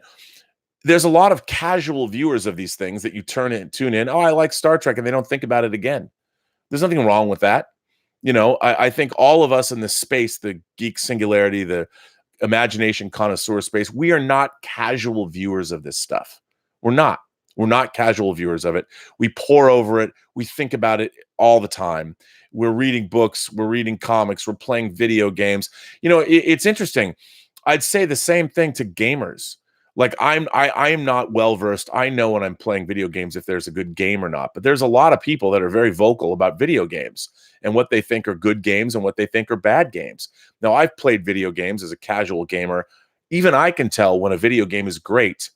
When I played Uncharted for the first time, I've talked about this a lot. I was never so immersed in the storytelling of a video game and how the cutscenes played into the next level. And I was captivated for the very first time. I'd played a lot of video games, but when I played Uncharted, the first Uncharted 1, when I played that game, I was transported away, and I'd never had a video game affect me in that way. Like I was immersed in the story. Now, this was new. This was something new. I don't presume to understand why that was. I just only know for me that I'm like, wow, I'm actually playing a video game that I'm just as invested in terms of the characters and stories that I am when I watch a great movie. And that never happened before. Even in Grand Theft Auto 5, I was immersed in the story of what was going on, those three characters, and jumping in between their storylines. And I found that interesting. And I saw that, to me, as the evolution of a format. And that was great. And I'm like, I hope all video games are like this. They're not all like that. But I thought that was something that, now, did I want to be involved every time I pick up a video game? Sometimes I just want to blow shit up, or play Super Mario Kart or something. I mean, I want to go play Devil May Cry, or Onimusha. As somebody, I used to love Onimusha. Onimusha, those Onimusha games 1, 2, and 3, and Devil May Cry. I would finish those games, and there was no story really to them, not much of a story. It was just levels and blowing shit up, which I loved. And I'd be like, sometimes you just want mindless video game entertainment. But I love the fact that the video game industry was creating things like Uncharted and The Last of Us and other games where people got really immersed in the story. Red Dead Redemption 2, for instance. And I think the world is a better place when we have those things in them. And I don't have the right. I'm just here talking on the internet, but I'm offering an opinion. And whether you take it or not is fine. Whether you watch me or not is fine. But I do think that the world is a better place when the things that we have in it are better. I think that's true. And I think the problem is, what happens is, when something you love is being criticized, we can't help but take it personally. But I mean, I guess I grew up in a world I like to read criticism of things that I like, because that's how I learn about them. And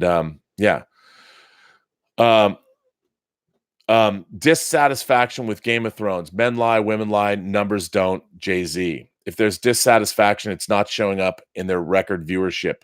The Walking Dead had dissatisfaction with their ratings fall. But see, I don't think necessarily viewership equates to dissatisfaction. I mean, I'm not going to suddenly stop watching Game of Thrones because I'm dissatisfied with the direction of the season. I'm going to watch it. I'm going to play. Why would I give up watching it? I've put 8 years of my life into it. I want to see where it goes. I think everybody wants to see where it goes. That doesn't mean it's satisfying. I don't think that I don't think viewership equates to satisfaction. Really, look, I think Walking Dead suffers from. There's a lot of problems with Walking Dead as well that I have had over the years with the show. But there's nothing wrong with that. I love the original series. I will tell you right away that an episode like "And the Children Shall Lead" is one of the worst episodes of science fiction television ever produced. And that's from my beloved original series, but it's terrible. It's a terrible episode of Star Trek. And anybody that will tell me, if you were to come to me and say, I love "And the Children Shall Lead," and not give me a disclaimer and explain that it's a terrible episode of Star Trek, but you just say it's a great, I will then judge you. I will judge you, Now, I will keep my feelings to myself, but I will honestly, in my estimation, in my estimation, I will trust you less as a person. I will then take your opinion with a grain of salt, because I think that I I love an episode called The Alternative Factor of the original series, the first season of the original series. It's terrible. It's it's a terrible, terrible episode. I like it. I like it. But I recognize within the confines of Star Trek, it's a terrible episode. It's indefensible. And if I were to come out and say to people, I think The Alternative Factor is one of the greatest episodes of Star Trek ever made, I know that those people should think less of me, because my opinion would then be suspect, because it simply isn't good. It's not good. Neither is And the Children Shall Lead. And if you're and who am I to say that? I'm as an astute viewer and as a student of this kind of storytelling, I'm trying to learn how to be a better storyteller all the time. And while I can have great affection for something that isn't good, I can also recognize that it's not good. Now, should I impose my will on someone and say, you can't like this? Probably not, because it's not my place. Who am I to say that? But I can recognize, I mean, if somebody, it's just like bad ideas. Like, I think Nazism is a bad idea as a Jew myself, and knowing what happened, the systematic extermination of not just Jews, but whole groups of people in Europe was one of the most monstrously evil things that's ever been done in not only in the 20th century, but in all of human history. I can say that, and I have the right to say that's a bad idea. You know, you shouldn't do that. Being a Nazi is monstrous and evil. And for those people who are, because it's antithetical to life ultimately. And eventually somehow, and I'll even go take it even further. I think that if you love bad entertainment, and that's all you love, I that can be dangerous. You know, we have to think about the rest of the world. You know, what obligation do we have? Do we not have an obligation to try and make the world a better place by getting rid of things that are bad? I mean, we're always trying to evolve and become better. Human beings right now on the planet Earth, for the most part, are living better than they've ever lived at any time in human history, at least in recorded human history. And that's pretty good. I mean, we're because good ideas catch on. Do we have a long way to go? No doubt. I don't understand why people want to pollute the planet still in a closed biosphere. I don't get it. Why is there any groundwater runoff? Why is there plastic in the oceans? I have no idea. But I think it's a good idea to say, let's get rid of this stuff. Let's always make ourselves better. Farky50 says, Rob, check out Mass Effect. The story is great sci-fi. I've heard that. I haven't watched, I haven't played Mass Effect. And that's what I think is great about video games, you know, and these are the evolution of storytelling. But just like I say, there's good video games and bad video games, and I think it's universally recognized. Now, that's not to say people can't recognize, they can't enjoy playing a bad video game, but I think that what we have now is that this idea that everything is good and everything should just be allowed, that people are no longer held accountable because, I think that's bad. I think it's bad that at the end of the day, we should always aspire to be better. We want to make our world a better place. We want to be better people. I certainly want to get educated. I'm always trying to educate myself. I don't think that there's anything wrong with that. And when you see something that, and with Star Trek, what's interesting about Star Trek is all of the Star Trek shows have had bad episodes. I hated the season opener of Voyager season 2, the 37s, it begins with a pickup truck in space. I mean, there's been horrible episodes of a lot of science fiction shows, and I'm like, that episode sucked, you know. And I think it's okay to be able to recognize that and call it out. If something sucks, it sucks, you know. And the question is to know why. Why does it suck? And can you cogently analyze this? And like what Alexander was saying, he's actually made very good points about these Game of Thrones, the things that he's making about why he doesn't think. I would assume, Alexander, that you don't think that Game of Thrones has been disappointing this season. And that's great. I mean, it might be working for you, but clearly there is a very, I can't believe how much YouTube analysis, and not just from me or Doomcock or Nerdrotic or Midnight's Edge. There's a lot of analysis on a lot of different channels. I read a really, actually, I watched a really great video about why this season has been so disappointing.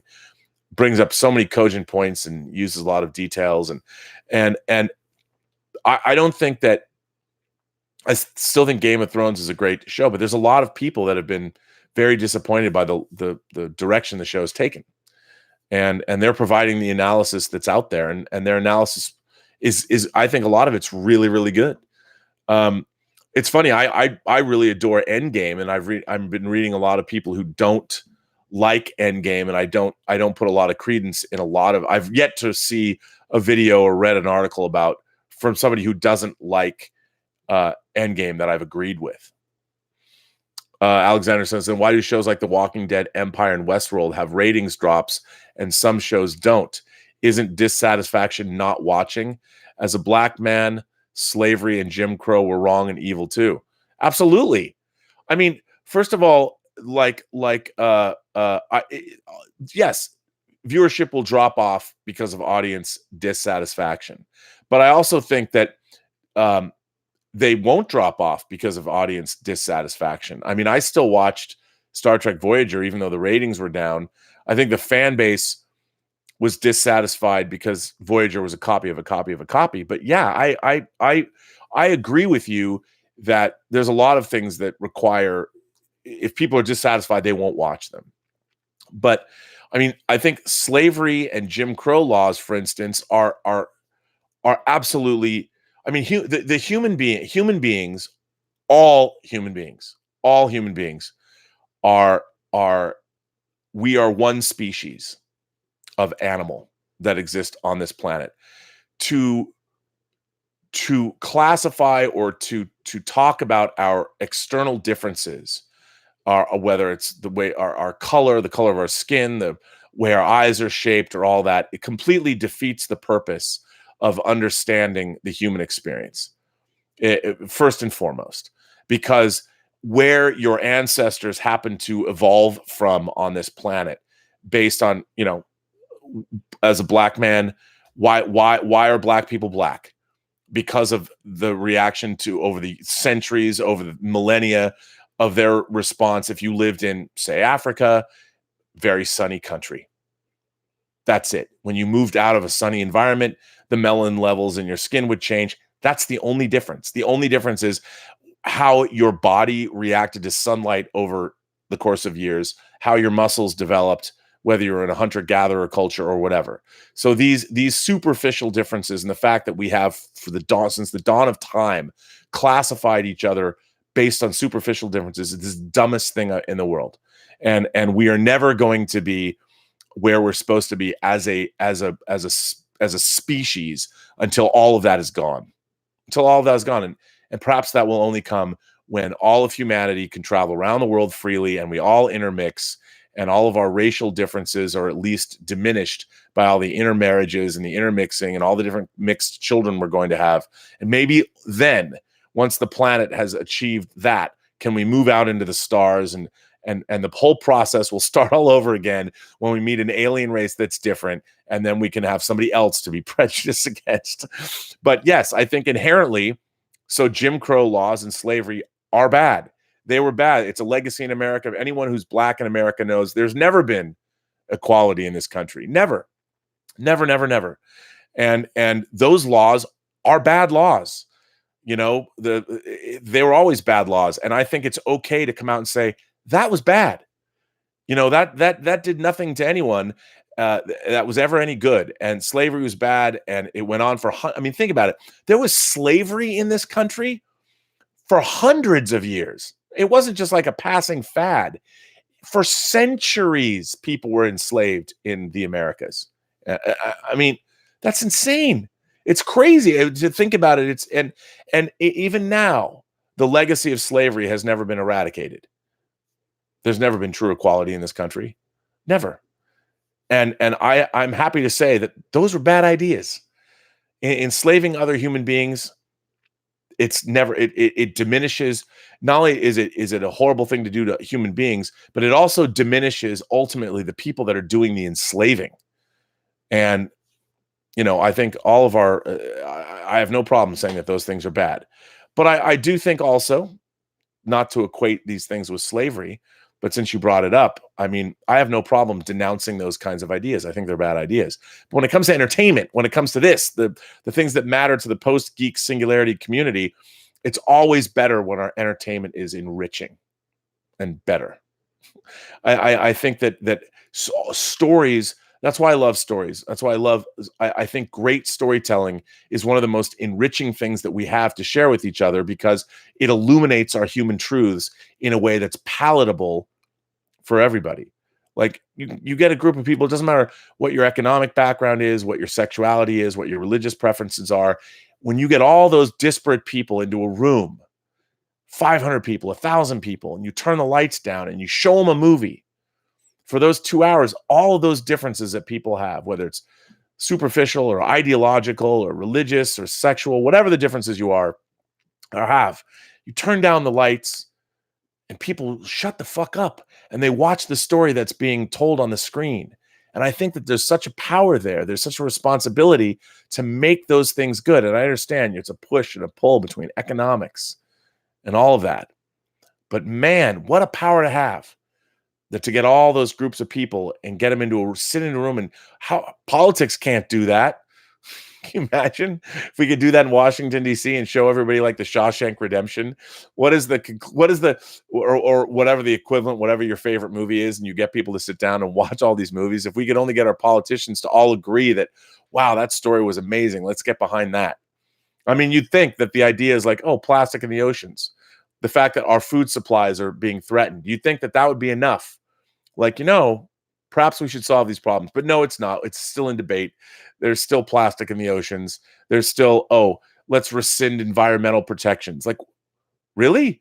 Why pollute the environment? Where do you think that's going to go? We live in a closed system. Just because we can't see oxygen, but it's all around us. Why do we want to have particulate matter in the air? I don't know. But apparently we can, because, we're only going to be here for a finite amount of time. So let's kick that problem down the road. Alexander comes back and says, YouTube criticism is a small sample. The same people you named said Captain Marvel was going to be a flop. The numbers are the ultimate truth. Yes, I agree. And I was I was on the John Campea show. I'm like, nope, it's going to make $1 billion. Because look, everyone's opinions are come from, look, as somebody who is a box office watcher, and I find the business of entertainment very compelling to me. I always have as a kid. A female superhero, females have been traditionally as I say, we live in the post-geek singularity environment. I have watched over the last 30 years how the female audience with all of this material has grown. Video games, horror movies, anime, animation, all of those things brought in a female audience starting, I would say, in earnest in the early 90s up till now. So the audience for these movies is 50-50. So that's why when you see things like Gamergate happen, or everybody comes out and talks about Captain Marvel, those things and not being good, or I'm like, are you kidding me?